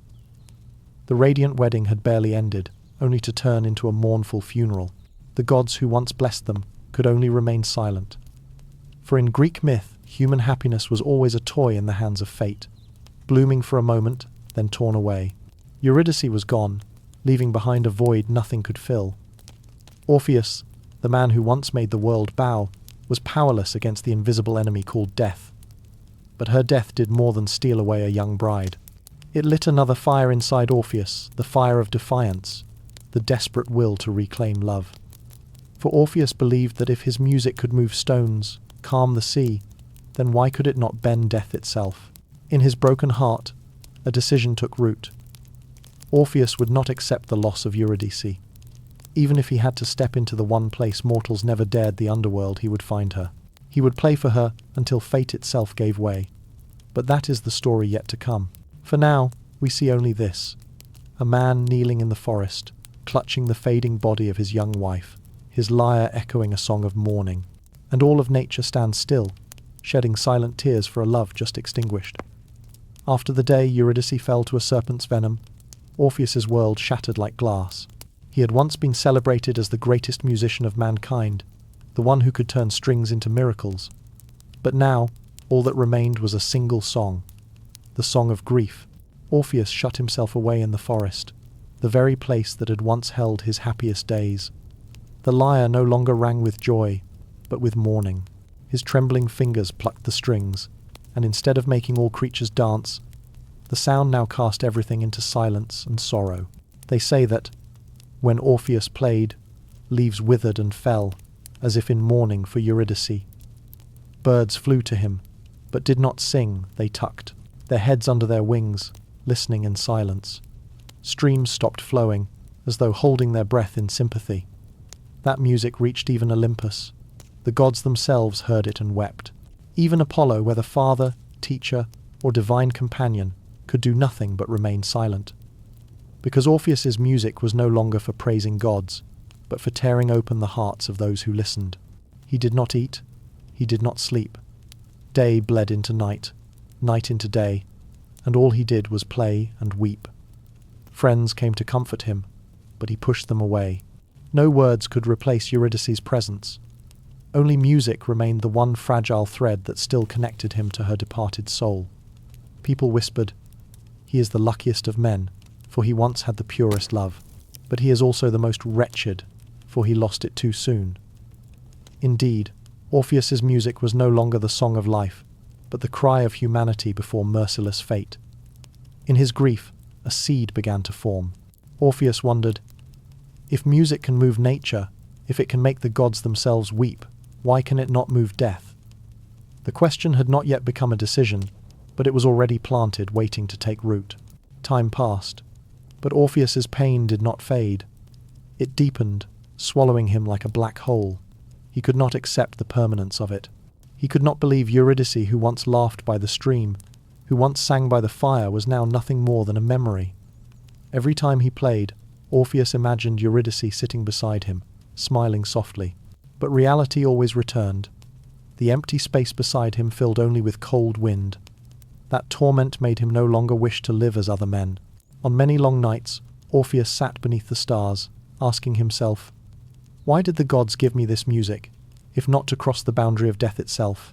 From sorrow, an idea grew a resolve to descend into Hades, to face death, and to bring Eurydice back. This was a decision unlike any other. The Greeks believed that once a soul left this world, it could never return. Even heroes like Heracles had to fight desperately to face the underworld. But Orpheus had no sword, no superhuman strength. His only weapon was his lyre and a heart burning with love. People might call it madness, but to Orpheus, it was his only hope. He could not bear to live in a world without Eurydice. Better to walk into death itself than endure her absence. And so, one morning, Orpheus rose. Determination burned in his eyes. Lyre in hand, his steps turned south toward the gate of the underworld. Before leaving, he said, "If the gods wish to stop me, let them try. But if love is truly magic, I will bring Eurydice back." That was the moment Orpheus ceased to be just a musician and became a challenger of fate. And from here, the story entered a new chapter, a journey where music would face the darkness and a heart would confront eternal silence. The road to the underworld had no map. The Greeks believed its gates lay in the deepest caves, the darkest ravines, places where light never touched. And that is exactly where Orpheus went, carrying nothing but his lyre. As he stepped into the cave, the air thickened, every breath crushed by darkness. The sound of dripping water echoed, like the slow heartbeat of the land of the dead. No birds sang, no wind stirred, only silence, so heavy it drowned out every thought. Then came his first trial. Cerberus, the monstrous three-headed hound that guarded the gates of Hades. Fangs like blades, eyes glowing red like embers, breath hot as fire. One step too close, and he would be torn apart. But Orpheus did not draw a sword. He sat down, placed the lyre on his knee, and began to play. The melody rose, soft as a lullaby. At first Cerberus snarled, but then its great ears twitched. The music slid into its mind, turning rage into drowsiness. After one song, all three heads drooped, snoring like three winds gone to sleep. Orpheus walked past. No, the battle was needed. Music had opened the first gate. Next came the river Styx, the border between life and death. The water was black, icy, each ripple whispering the names of the lost. Its guardian, Charon the old ferryman with a hollow gaze. He only ferried the dead who carried the coin of burial in their mouths. Orpheus had no coin, and he was no ghost. Instead of begging, he played. This song was not a lullaby, but a cry of longing. It told of his love for Eurydice, of the vow never to abandon her. The notes spread across the water, calming the waves, making the wandering souls on the shore lift their heads. Charon, long hardened into stone, trembled at the oar. For a moment, his eyes lit, as if remembering a love long gone. Without a word, he brought the boat near and let Orpheus step aboard. For the first time, the ferry carried a living man across the Styx, carried not by coin, but by music. Beyond the Styx lay the heart of the underworld. Light vanished completely. Only shadows drifted, nameless spirits, the forgotten dead. They had no voices, only hollow eyes, staring at Orpheus like he did not belong. But he kept walking, playing as he went. With every note, the souls stopped drifting. Some bowed their heads and wept. Others reached into the air as if grasping memories. For in Orpheus's music, they heard what they had lost. Laughter, children's voices, the smell of bread, the warmth of an embrace. For a moment, they lived again. The music reached the palace of Hades and Persephone. Hades, the cold king, unmoved by the pleas of countless souls, furrowed his brow at the sorrowful melody. Persephone, the queen who knew what it was to be taken, wept at the very first note. But before he could face them, Orpheus had to cross one more trial. The asphodel meadows, where nameless souls wandered forever. Thousands of spirits surrounded him, hollow-eyed, cold hands brushing against his skin. There was no hatred, only endless despair reaching for the warmth of the living. Orpheus did not flee. He played, a gentle song, like the breeze over a meadow. The spirits quieted, then sat down as one, listening like children to a lullaby. For a moment, the dark field became a strange concert hall. Thousands of silent listeners, with music as the only light. And there, Orpheus understood. Music was not just a weapon, not just a miracle. It was a prayer for the forgotten dead. And if it could comfort them, it could bring Eurydice back. Through shadow, through spirits, Orpheus finally stood before the thrones of Hades and Persephone. The lyre shook in his hands not from fear, but from a heart on fire. Before him stood the power of death itself, but within him burned the power of love. And as his fingers touched the strings, the entire underworld prepared to hear the most important song in human history. Orpheus stepped into the very heart of the underworld, where the throne of Hades loomed in the shadows. It was a place that made even the dead tremble. Stone pillars stood cold as ice, the ceiling stretched endlessly high, and pale green light shimmered from the rivers beneath. On the throne sat Hades, his face carved like stone, his eyes black as bottomless pits. Beside him, Persephone, the queen of the underworld, radiated a fragile beauty, her gaze heavy with eternal sorrow. Before them stood a mortal, a sight unseen until now. Orpheus, unarmed, unarmored, carrying nothing but his lyre. Demonic guards circled him, thousands of souls gathered to witness. Would this living man be torn apart at once, or swallowed by the dark? But Orpheus did not kneel, did not beg. He sat, placed the lyre on his knee, and without a word began to play. The notes rose softly, like dew falling in the night. Then they spread, like wind sweeping through a meadow. The melody told of a heart shattered in half, of fleeting happiness, of Eurydice collapsing under the bite of a serpent. No words were spoken, yet each note was a vow, a cry, a prayer. The music filled the hall. Nameless souls stopped drifting. The demons lowered their weapons, their burning eyes dimming. Persephone covered her mouth, tears spilling down. Even Hades, the one who never yielded to millions of pleas, bowed his head, and in his abyssal eyes flickered the faintest spark of light. This was no longer just music. It was a mirror of love and loss. And in that moment, the underworld itself, built on silence and despair, beat with the same heart as Orpheus. When the last note faded, the realm fell into absolute stillness. A silence no longer terrifying, but heavy with feeling. All waited for Hades' judgment. He rose. His voice echoed like collapsing stone, but for the first time it trembled. Orpheus, never has a living man made the underworld listen as you have. You touched what even death cannot reach, the grief of love. If I refuse you, your music will haunt this realm forever, a curse upon us all. Persephone leaned forward, her eyes blurred with tears. My lord, grant them this chance. Eurydice has suffered too much. If any love deserves to cross the boundary, it is theirs. Faced with her plea, Hades nodded. Yet as king of fate, he could not give mercy freely. So he set a condition. Orpheus may lead Eurydice back to the world above. She would follow him, step for step. But until they both left the underworld and stepped into the sunlight, Orpheus must not look back. If he turned his head, Eurydice would vanish forever. A rule both fair and cruel. Fair, for it gave Orpheus a true chance. Cruel, for it tested the frailest thing in love, trust. Orpheus bowed in gratitude, but his heart quivered. To not look at Eurydice, to not be certain she was truly there. How could a man so desperately in love walk forward without turning? Still, he agreed, for it was the only path to bring her back. And so, the song that conquered Hades ended, opening a new journey, a journey that would test love and faith to their very limits. The gates had opened. Hades gave a nod, Persephone sighed as though releasing a dream, and Eurydice, gentle Eurydice, emerged from the mist of the underworld. Her form was faint, fragile as a candle in the wind, but her eyes still shone, still filled with love for Orpheus. He longed to rush forward, to hold her, to know she was truly there. But the cruel condition echoed in his mind. Do not look back, not once, until the sunlight touches you both.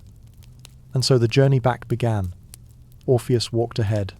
Eurydice followed behind. Only a few steps apart, yet to his heart, it felt like the distance of eternity. The underworld path twisted and stretched in silence.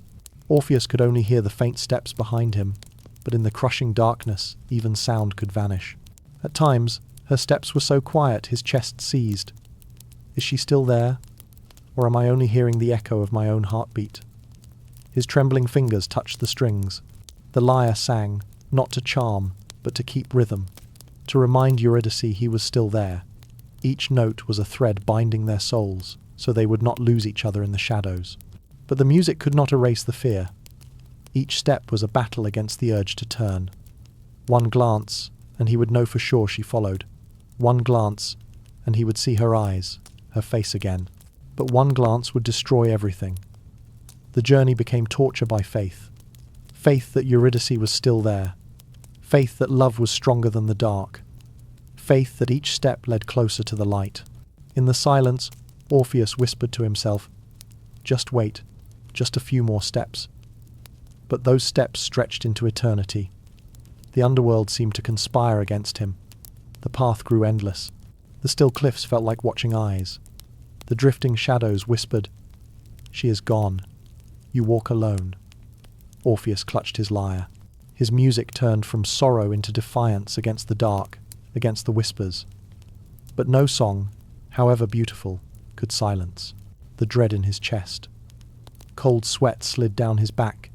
Every heartbeat struck like a blade against his faith. He ached to look back, to see Eurydice, to know she was still there.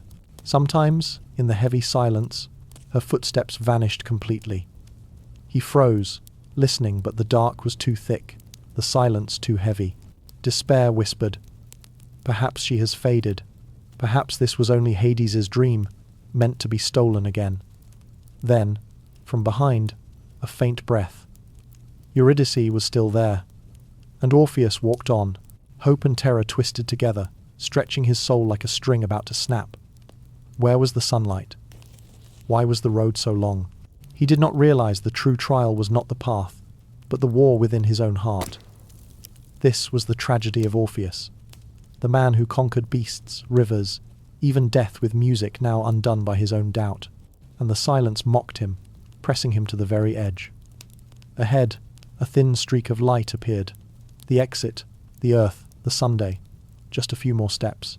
But as the light grew, so too did the urge to turn. For in the moment closest to victory is when faith is most fragile. Orpheus bit down hard, took another step, then another. But his heart screamed, "Turn back! Just once! Make sure she's still there!" The path slowly opened to the light. After miles of darkness, before Orpheus appeared, the first streak of brightness, fragile yet radiant, like a golden thread stretched across the night. Just a few more steps, and he would be free of the underworld, back on earth, with Eurydice safe in his arms.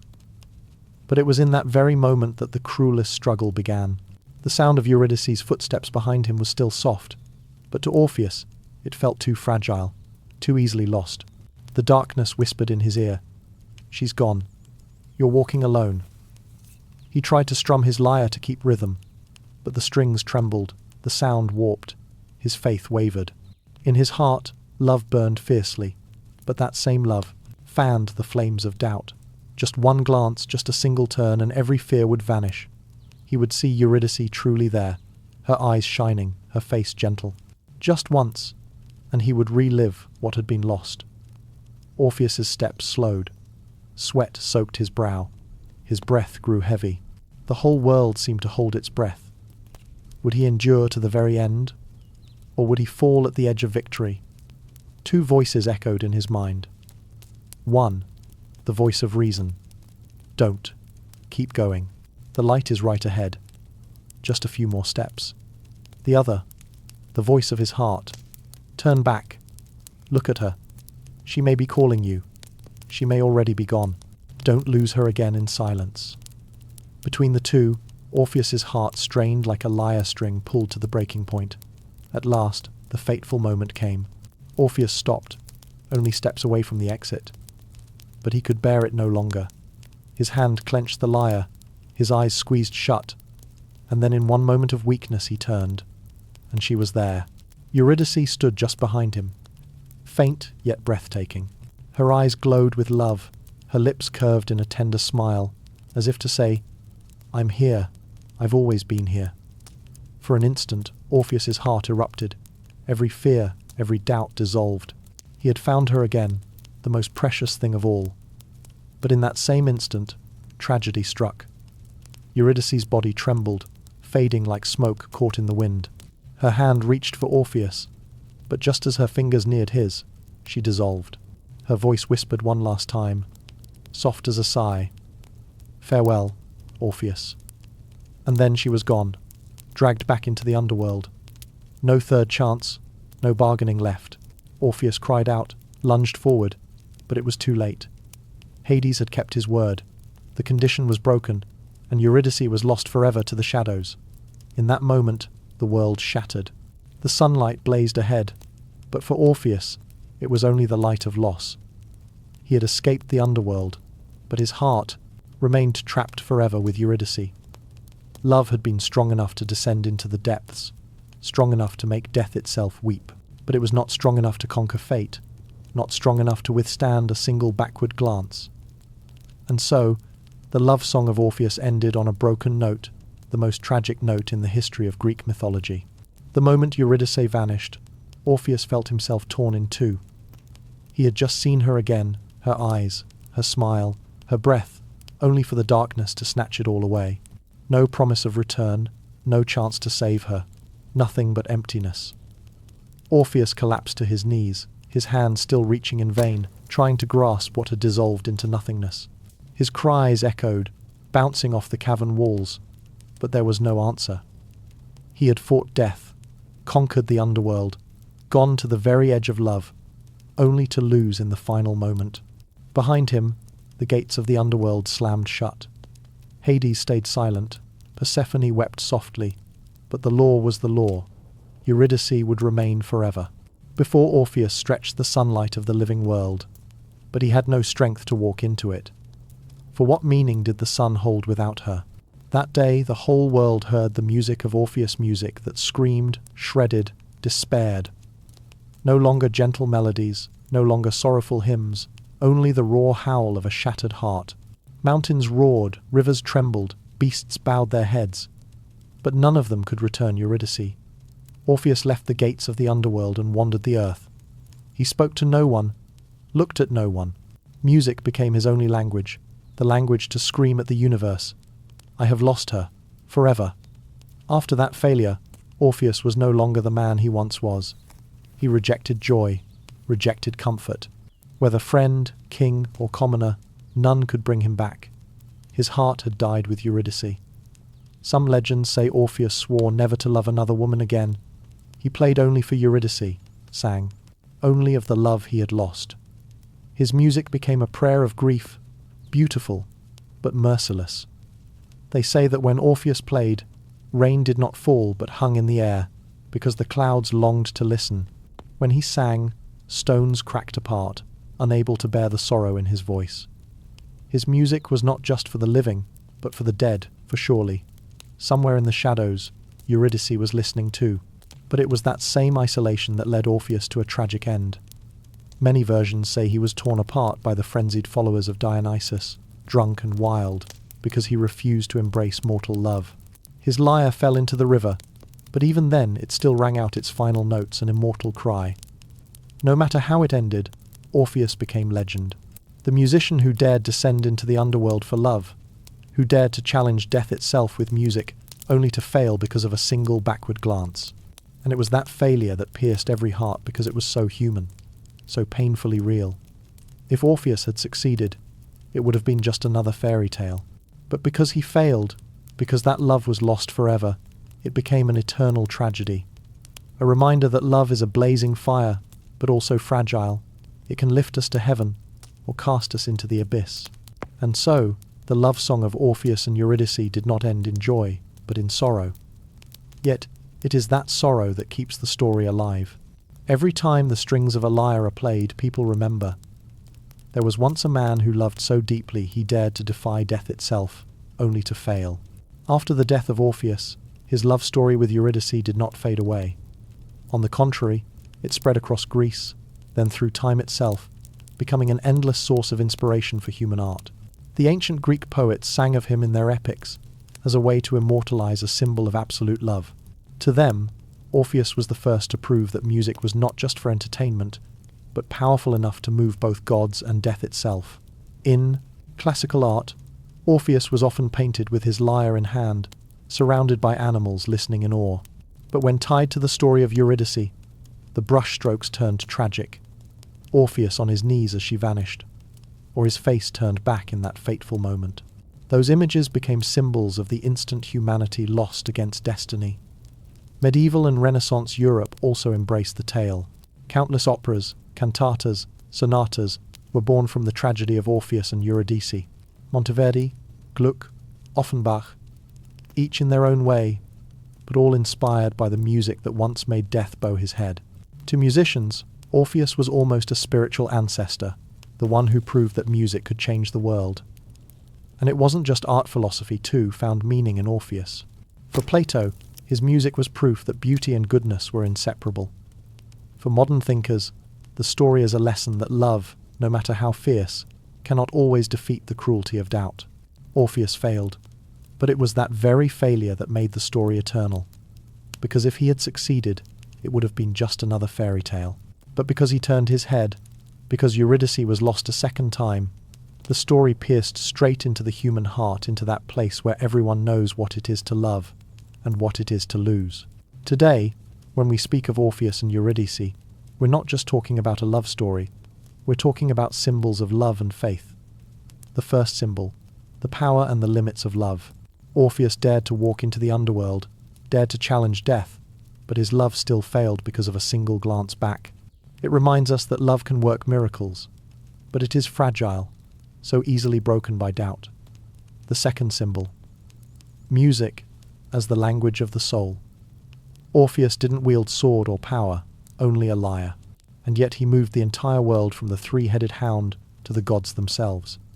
That made humanity believe that art, more than anything else, is the unexpected elf, bridge between life and death, mortals and the divine. The third symbol, the cost of impatience. One single moment of lost faith, and all efforts crumbled. That lesson echoes even today. In love, in life, sometimes just one weak second can destroy everything. And finally, Orpheus reminds us of the immortality of stories. He lost Eurydice forever, but it was that very tragedy that made their names live on. Humanity does not remember only the victors. We remember those who loved to the very end and failed. From ancient Greece to the modern world, from epics to films, from ballets to comic books, even electronic music, the tale of Orpheus and Eurydice is still told again and again. And every retelling reminds us of one thing: love can be the brightest flame, but it can also be the most fragile candle in the winds of fate. And that is the eternal legacy of Orpheus. Not victory, but tragedy. Not a happy ending, but loss. Because in that loss, we realize that love is worth living for, worth sacrificing for, and worth remembering forever. When we look back at the entire journey of Orpheus and Eurydice, we see a chain of emotions from sweet happiness to sudden tragedy, to endless grief, to the daring descent into the underworld, and finally, to despair. This isn't just a love story, it's a mirror reflecting human life itself. First, it's a story of absolute love. Orpheus refused to accept losing Eurydice, willing to do what no one else dared: step into the underworld, a place no living soul was meant to tread. It proves that love can transform an ordinary person into someone extraordinary, bold enough to defy fate itself. But at the same time, it's also a story about the fragility of faith. Just one backward glance, and everything collapsed. 1 second of impatience, one fleeting moment of weakness, erased all that effort. That lesson still holds true today. In love, as in life, sometimes a single small mistake, a brief lapse of trust, can destroy everything we've worked so hard to build. And finally, it's a story of failure. Orpheus did not succeed in bringing Eurydice back, but it's that very failure that made the story immortal. It reminds us that humans aren't born to always win, but to love, to hope, to stumble, and to tell stories that move others. If we look deeper, the tale of Orpheus also carries another message. Art is the language of the soul. Orpheus didn't use weapons, didn't use power, only music. And that music made monsters fall asleep, Death himself listen, and the queen of the underworld weep.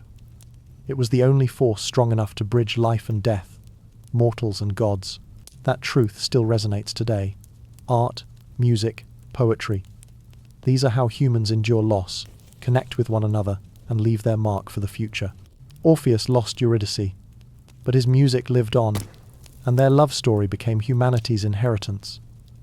This story also sparks reflection on fate. Perhaps Orpheus was never meant to succeed, because if he had, it would have been just another happy fairy tale. But because he failed, the tragedy moved generations to tears, to thought, and to retelling. That's how fate turned one man into a legend. And now, I want to leave you, the listener, with a message. Cherish the love you have, because happiness is always fragile. Hold on to your faith, because sometimes one moment of doubt can destroy everything. And remember, whether you succeed or fail, it's the story you live with all your heart that makes you immortal in the memory of others. In contrast to the love of Orpheus and Eurydice, there's the story of Persephone and Hades, a love bound to the darkness. In Greek mythology, there are love stories full of light, love stories covered in shadow, and some that exist right on the boundary between the two. And the love of Persephone and Hades is exactly one of those, a love that is beautiful, terrifying, and deeply symbolic of life and death. Persephone, daughter of Demeter, the goddess of harvest and fertility, was the embodiment of youth and life. People called her the heart of nature, because wherever she stepped, flowers bloomed, wheat sprouted, and the earth grew green.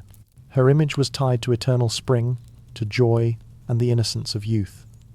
In contrast, Hades, the lord of the underworld, was the symbol of darkness, silence, and death. He was one of the 3 brothers who divided the world after overthrowing the Titans. Zeus took the sky, Poseidon ruled the sea, and Hades received the underworld, the place where souls of the dead reside forever. Hades was not cruel, but he was cold, distant, and always feared by mortals. And it was these 2 opposites, Persephone of the light and Hades of the dark, that collided to create a most unusual love. A love that did not begin with choice, but with a fateful abduction. What's fascinating is that this love was not just about the 2 of them, it was used to explain the very cycle of the seasons. The ancient Greeks believed that when Persephone was with her mother, The earth flourished with life, and when she was with Hades, the land withered, and winter covered the world. In other words, the love between Persephone and Hades wasn't just their story, it was the hidden rhythm of nature itself, where life and death intertwine, and light and darkness walk side by side. One clear morning, Persephone was out in the fields with her friends. Green grass stretched like a carpet, flowers bloomed brightly under the spring sun, and bees and butterflies danced around her. They said that wherever she stepped, the earth grew lush, and wherever she laughed, birds burst into song.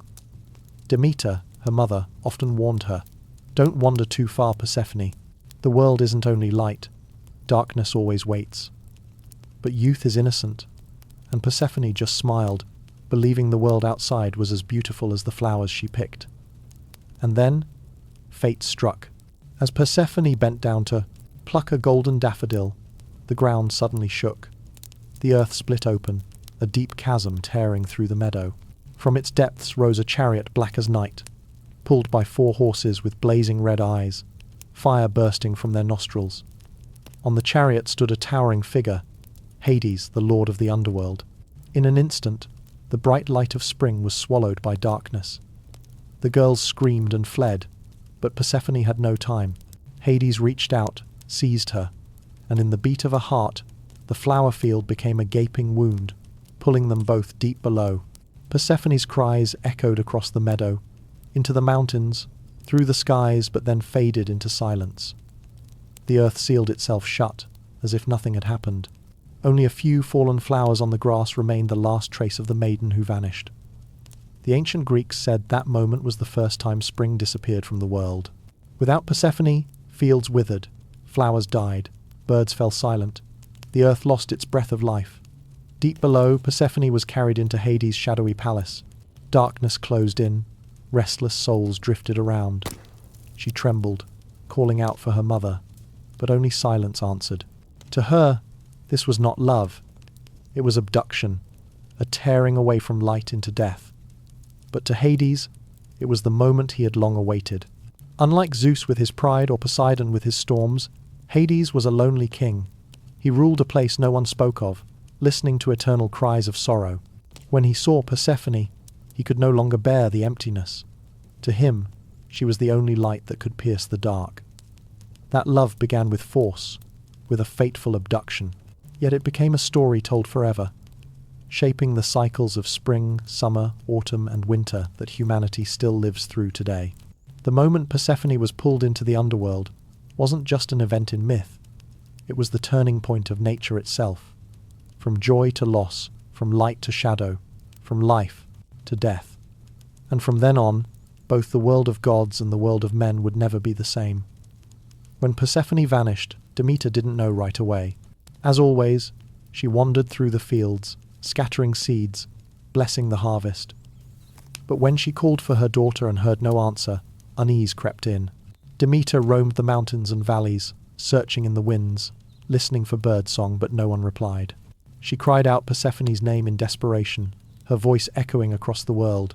"My child, Persephone!" But the only answer was silence. Day after day, Demeter carried a blazing torch, searching every corner of the earth. They said she walked from dawn until dusk, across seas and mountains, her eyes red from weeping, her feet bleeding. But nowhere did she find Persephone. Slowly, grief gave way to fury. Demeter, once gentle, became the embodiment of wrath. She swore, "If I cannot find my daughter, the earth will bear no harvest, and mankind will starve." And she kept her word. The wheat would not grow, crops withered, the land cracked and dried.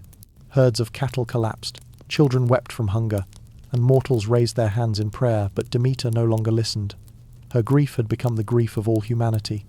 The world sank into an endless winter, not the seasonal chill, but a deathly cold that never ended. The earth lay barren, rain ceased, and life froze still. Even the gods on Olympus began to worry. If mankind perished, who would offer them sacrifices? Zeus, king of the gods, saw the danger. He knew Persephone had been taken by Hades into the underworld, but Hades was his brother, powerful in his own right. Zeus couldn't simply take her back, yet he couldn't allow Demeter's fury to continue, or the world would collapse. In her despair, Demeter stopped at Eleusis, disguised as an old woman. The people there welcomed her, not knowing they sheltered a goddess. But even with their kindness, her heart bled.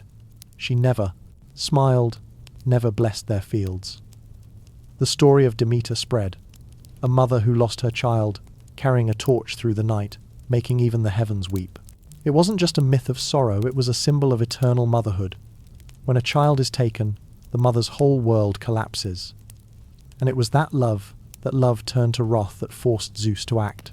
He had no choice but to find a solution, to calm Demeter, while honouring Hades' claim. Demeter's grief shook Olympus and etched itself into human memory. The Greeks believed that was the moment when the harvest first died the birth of winter. And ever since, they saw winter as the memory of that grief, cold, barren, waiting for spring's return. Persephone fell into the earth, and it felt like tumbling into a dream with no escape. When she opened her eyes, the sunlight was gone. Before her was a world completely foreign, thick darkness, icy air, and souls drifting like pale smoke. The only sound was the endless lament of the dead, echoing through stone corridors without end. She trembled, calling out for her mother, but her voice was lost in the void. No fields of flowers, no blue sky, only the underworld, with its heavy iron gates and endless black rivers. Hades appeared, seated on his shadowed throne. He looked at her, not with cruelty, but with an expression that blended power and loneliness. To Persephone, he was a captor. To Hades, she was the one soul who could bring light into his gloom. At first, Persephone was consumed by despair. She refused food, refused conversation, sat in silence with her eyes fixed on an imagined sky. Spirits of the underworld brought her strange meals, but she pushed them away. To her, everything was cold, lifeless. Yet the longer she remained, the more she noticed something. Hades was not what mortals imagined.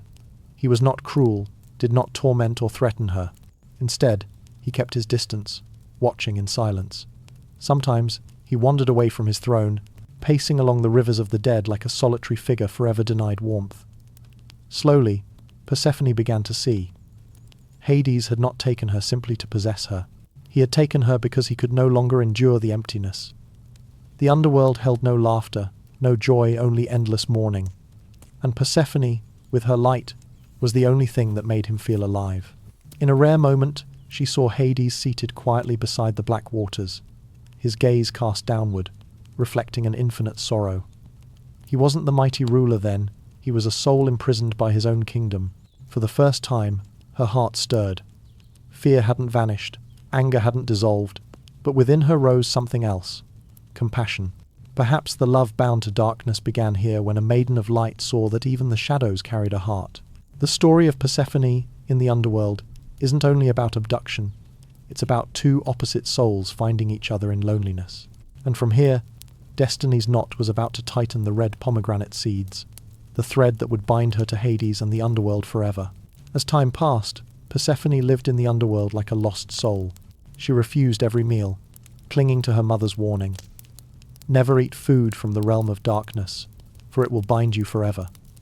Day after day, she survived only on cold water from hidden springs. But hunger clawed at her body. The sunlight was gone. The lush green spring existed only in memory. Persephone grew weaker, her skin pale, her eyes filled with sorrow. Hades saw it all. He didn't force her, but in his gaze lingered a quiet hope that she would one day accept this place and accept him. One afternoon, Persephone wandered into the rarest garden of the underworld, not lush, not radiant, but there stood a pomegranate tree, blazing red with flowers and fruit. In the suffocating darkness, the fruits glowed like rubies, bursting with life in the realm of death. They say Hades himself had planted that tree, proof that even in shadow, life could still bloom. He picked one, split it open, revealing seeds like drops of blood. He offered it to Persephone, his voice low and longing. "I will not force you, but if you taste this, you will understand that even the underworld has its sweetness." Persephone hesitated. She knew the law well. A single bite would tie her here forever. Yet hunger gnawed at her, and Hades' lonely eyes stirred her heart. In a moment of weakness, she lifted a seed to her lips. The shell cracked, and juice burst on her tongue, sweet, tart, a taste that felt like love tangled with fate. She closed her eyes, eating one seed, then another, until 6 slipped down her throat. In that moment, destiny carved itself deep. Persephone was bound to the underworld. No one, not even Zeus, could undo the law. The instant the seeds touched her lips, the world shifted, not with thunder or quakes, but with the invisible weight of cosmic law. Every god knew, from now on, she would never fully leave. Hades smiled, but it wasn't triumph. In his eyes was relief, mingled with sorrow. He would not lose her, but she would never fully belong to him either. 6 seeds, 6 months, a compromise written by fate. Meanwhile, on the surface, Demeter's grief devoured the world. When Zeus finally intervened, sending Hermes to bargain, Persephone emerged. Demeter rushed to embrace her, tears pouring like spring rain. Yet when she looked into her daughter's eyes, she knew something had changed. Hermes spoke. Persephone has eaten 6 pomegranate seeds, so she must remain in the underworld 6 months each year, and spend 6 months with her mother. Demeter was stunned, joy to have her child again, but agony to share her with Hades and the dark. And so, from that moment, the seasons began. When Persephone walks the earth, Demeter rejoices, and spring and summer bloom. When Persephone descends to the underworld, Demeter mourns, and autumn withers, winter freezes. The red pomegranate became a symbol of love and fate, a curse and a bond, a reminder that love is not always chosen by will, but often bound by destiny. For Persephone, the seeds were more than food, they were the mark of her transformation. From a maiden picking flowers in a sunlit field, she became the queen of the underworld, sharing power with Hades, carrying both light and darkness within her. And for humankind, the seeds explained why the land could never flourish year-round, why winter must always return because Persephone must leave, leaving Demeter's heart barren. The story of the red pomegranate is more than a tragic love. It is an eternal metaphor for life's cycle. Joy and sorrow, light and darkness, spring and winter. The harvests withered away. Humanity cried out, sacrifices dwindled, incense burned cold. The gods of Olympus grew uneasy. If mankind vanished, who would make offerings? Who would sing their praises? Zeus, king of the gods, sat upon his throne of clouds, listening to the pleas rising from the mortal world. He knew the root of the problem lay in that fateful abduction. Persephone now belonged to Hades, but Demeter refused to let go.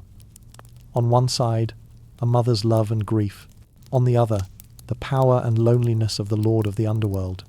Zeus could not stand by. If he ignored it, mortals would starve, and Olympus would lose its glory. But if he favored one side, the divine balance would shatter. This was not just a family dispute, it was the survival of the cosmos. He summoned the council of the gods.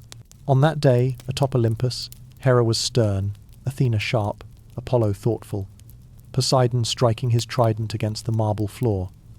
All agreed a solution was needed. But what solution could satisfy all three?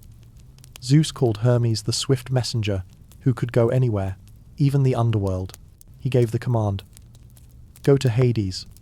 Tell my brother the world is dying. Persephone must be returned, or all will perish. Hermes sped off, his winged sandals blazing. Entering the underworld, where Persephone sat beside Hades, his voice rang out like a bell. Zeus commands it. Persephone must return. Persephone's eyes lit up at the words, but sorrow flickered there too. Hades gripped his throne, his eyes burning. He did not roar, but his voice rumbled like falling stone. She has eaten 6 pomegranate seeds. She belongs here. The law of fate cannot be broken. Hermes turned to Persephone. She lowered her head, lips trembling. It's true. I have eaten. Silence fell. Both Olympus and the underworld knew she was bound. Zeus, hearing this, frowned in thought. He could not give Persephone wholly to Hades, nor could he let Demeter suffer eternal loss. There had to be sharing a compromise between all 3 realms. On the day of judgment, Zeus summoned both Demeter and Hades before his throne. The air was charged like a coming storm. Demeter entered, hair dishevelled, eyes raw from tears. Hades loomed, shrouded in shadow, his gaze cold but resolute. Zeus looked at them both, his voice thundering. My brother, my sister, this conflict cannot endure. Demeter, in your grief you have starved the earth. Hades, in your love you have bound Persephone to darkness. Humanity dies, and if they perish, so too will our power. Demeter cried out, Give me back my daughter. Return her to the light, to spring, to life. Hades answered, She ate the seeds. She is tied to the underworld. I did not force her, that is eternal law. Zeus raised his hand, silencing them. His judgment echoed across heaven and earth. Then to keep balance, Persephone will divide her time between both worlds. 6 months she will remain with Hades in the underworld, and in those months, Demeter, the earth will rest, and winter will rule. The other 6 months, she will return to her mother, and then spring and summer will flourish. This is the new law, fair and unbreakable, keeping order in the cosmos. Demeter wept, but nodded. At least she would have her daughter half the year. Hades said nothing, but his eyes softened. Persephone, standing between them, accepted in silence. She knew her fate was now forever bound to both realms, light and darkness. And so, the cycle of the seasons began. When Persephone leaves the underworld, Demeter smiles, the earth awakens, and spring is born. When Persephone descends to shadow, Demeter grieves, the soil dies, and winter reigns. Zeus's decree solved more than a family tragedy. It set the rhythm of nature itself. And beneath it all, the story reminds us, love is never whole. It always demands sharing, sacrifice, and acceptance of the limits fate lays down. After Zeus's decree, the world entered a new rhythm. And that rhythm, the ancient Greeks called the 4 seasons of the earth. Each time Persephone returned from the underworld, Demeter opened her arms wide. Her pain eased, her heart bloomed with joy. She walked across the plains, scattering seeds, blessing the soil. In just one night, meadows turned green, wheat sprouted gold, flowers burst across the mountainsides. Farmers saw this and rejoiced. The goddess has found her daughter again. Spring has returned. And from then on, they tied the reunion of Demeter and Persephone with the rebirth of life itself. In spring and summer, Persephone wandered the fields, her smile spreading joy.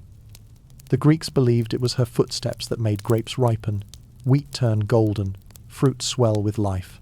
Music and festivals filled the land. People held ceremonies to honor Demeter and Persephone, for it was thanks to them the world thrived. Persephone's image on earth was the very symbol of light and hope. She became the goddess of fertility, of eternal youth. Each time she appeared, nature awakened, and people's hearts lifted, certain that the season of abundance had come. But that happiness could never last forever. For when the 6 months ran out, Persephone had to leave her mother's embrace. And that was when autumn and winter cast their shadow over the mortal world. On the day Persephone descended to the underworld, Demeter fell once more. She laid down her sickle, no longer tended the fields. The earth turned barren, leaves fell yellow, cold winds howled across empty plains. Mortals huddled by their fires, whispering, "The goddess has lost her daughter again, winter is near." In autumn, nature withdrew, preparing for the chill. In winter, life seemed to stop breathing. This was the reflection of Demeter's soul. Her heart withered, her tears turned to frost. The ancient Greeks believed winter was when Persephone sat beside Hades on the throne, sharing the darkness, ruling as queen of the dead. No longer walking the meadows, she wandered among rivers of the dead, her eyes carrying the faintest light, and it was her absence that drained the earth of life. Yet they also knew darkness never lasted forever, because spring would return when Persephone rose from the underworld, when Demeter smiled again. This rhythm, separation and reunion, loss and renewal became the mythical reason for the cycle of the seasons. For the Greeks, it was more than just a story to explain nature. It was a metaphor for human life. Joy and sorrow, happiness and loss, times of flourishing and times of fading. But after every winter, there is always a new spring, and that is the deeper message they carried in the myth of Persephone, that love, even when divided, still holds the power to keep the whole world turning. Persephone in this story is not just a maiden carried away, but a symbol of eternal rebirth. When she is on the surface, she is spring, she is youth, she is overflowing life.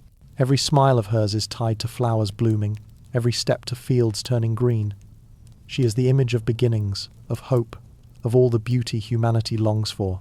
But when she descends to the underworld, Persephone becomes the queen of darkness, sharing the throne with Hades. In that moment, she is no longer the innocent girl picking flowers, but a grown woman, carrying both gentleness and power. She understands that life cannot be separated from death, that light cannot exist without darkness. This is the greatest secret of the Persephone myth. She does not belong to just one world, but is the bridge between two. That is why she became the symbol of balance, between life and death, between happiness and loss, between love and separation. The ancient Greeks saw Persephone as proof that death is not an absolute end, but only a part of the endless cycle. When she leaves, winter arrives, but when she returns, spring blooms again. It was the comfort that after loss, hope remains. After the night, there will always be dawn. If Persephone is light, then Hades is darkness. But that darkness is not only frightening, it carries another depth, lonely love and an inescapable destiny. Hades is not like other lovers in mythology. He does not woo with sweet words. He does not use charm to seduce. He simply seizes Persephone into the underworld, keeping her by his side to fill the endless emptiness of the realm of the dead. It is a love both possessive and desperate. But because of Persephone, Hades changes. He is no longer just the god sitting on a cold stone throne, listening to the cries of souls. Beside her, he has a companion, a flicker of light in his eternal night. This love is a paradox. It began with force, but slowly turned into a real bond. Persephone learned to sympathize with Hades, and Hades learned to share Persephone with Demeter and the world above. And this is the second symbol. Love is not always sweet, but sometimes about compromise, about sharing, and about loss. No one in this story gets everything. Demeter must endure her grief. Persephone must live between two realms. Hades must share his love. But that incompleteness reflects the truth of life. Love is rarely whole. It is always tied to sacrifice. From here, the story of Persephone and Hades becomes a philosophical metaphor. Life renews itself because of death. Love matters because of loss. Happiness shines brighter because we know it will not last forever. For the ancient Greeks, Persephone wasn't just a character in a mythical love story. She was a real goddess present in daily life, tied to agricultural rituals and the belief that life and death were bound together. One of the most famous rituals was the Eleusinian Mysteries, secret ceremonies held in the sacred city of Eleusis, home of Demeter and Persephone. Those who took part believed that by reenacting the reunion of mother and daughter, they would be granted hope for rebirth after death. Picture it. On those mysterious nights, thousands of pilgrims silently carried torches, walking along ancient roads to gather at the temple of Eleusis. No one outside the participants ever knew exactly what happened inside. The rites were kept secret, never to be spoken aloud. But all believed that the moment Persephone was brought back from the underworld was the moment light triumphed over darkness, life overcame death. Persephone was also present in every harvest season. When sowing seeds, farmers prayed to Demeter and Persephone to bless the soil so the seeds would sprout. At harvest, they gave offerings in gratitude for the reunion that brought abundance back. To them, Persephone was the sacred seed buried in the earth only to rise again, mirroring her journey into the underworld and back to the surface. That belief also gave spiritual comfort. Death was not the final end. If Persephone could return from the underworld, then the human soul too could hope for another life after death. That's why she became a symbol of undying hope, revered in both faith and spirit. Beyond ritual, the story of Persephone flowed into art, culture, and everyday life. On Greek pottery, Persephone was often shown among fields, or stepping out from the earth, a sign of spring's return. To the Greeks, that image wasn't just myth, it was a promise that fertility would return after winter's grip. In Greek theatre, many tragedies echoed the separation and reunion of Persephone, serving as metaphors for human grief and joy. Poetic verses describe Demeter wandering in search of her daughter, or Hades offering the pomegranate, not just as tales of the gods, but as reminders that life is always a mix of loss and hope. Even in daily life, people tied the story to their rhythms. When winter came, they told children Persephone was in the underworld, so they'd understand decay was only temporary. When spring returned, they said she had reunited with her mother, so the whole community could celebrate. The story of Persephone went far beyond religion. It became a way for people to explain the world, a philosophy of life. The Greeks lived in a harsh environment where harvests were never guaranteed, but through this myth, they could believe that every hardship was only a season, and that renewal would always follow. This is the eternal power of mythology. It turns human fears into stories to believe in, to share, to find meaning through. And Persephone, from a young maiden, became a bridge between gods and mortals, between myth and everyday life. More than 2,000 years have passed, yet the story of Persephone and Hades has never faded. It's been told and retold in poetry, theatre, painting, and even serves as the foundation for countless works of modern literature and film. The legacy of this story lies in the fact that it isn't just a love tale. It explains the cycles of nature while reflecting the universal experiences of humanity: motherhood, love, loss, and hope. In art, Persephone often appears as a symbol of rebirth. Renaissance paintings capture the moment she rises from the earth, with her hands reaching toward the sky, light bursting forth like the herald of spring. In modern literature, she's used as a metaphor for growth, from an innocent girl to a woman who carries the weight of two worlds. And Hades, once seen as only the gloomy god, has been reimagined as the tragic lover, someone searching for a glimmer of light to soothe eternal loneliness. This complexity keeps the story alive, because it mirrors the contradictions of love that every generation faces. But most importantly, the legacy of Persephone and Hades lies in how it connects myth to everyday life. Every spring, people remember the reunion of Demeter and her daughter. Every winter, they remember the time Persephone must descend. In this way, nature becomes more than just a backdrop, it becomes a mirror of human emotion. The story of Persephone and Hades carries timeless layers of meaning. First, it reminds us that life and death aren't opposites, but two sides of the same circle. Just as a seed must fall into the ground before it can sprout, humans must face loss to cherish joy and endure darkness to value light. Second, it speaks of the incompleteness of love. No one in this story gets exactly what they want. Demeter cannot keep her daughter forever. Hades cannot fully claim her love, and Persephone must live in two worlds. Yet this very incompleteness reflects the truth of love and life. To love is to accept, to share, and to sacrifice. Third, it offers a philosophy of hope. No matter how cold the winter, spring always returns.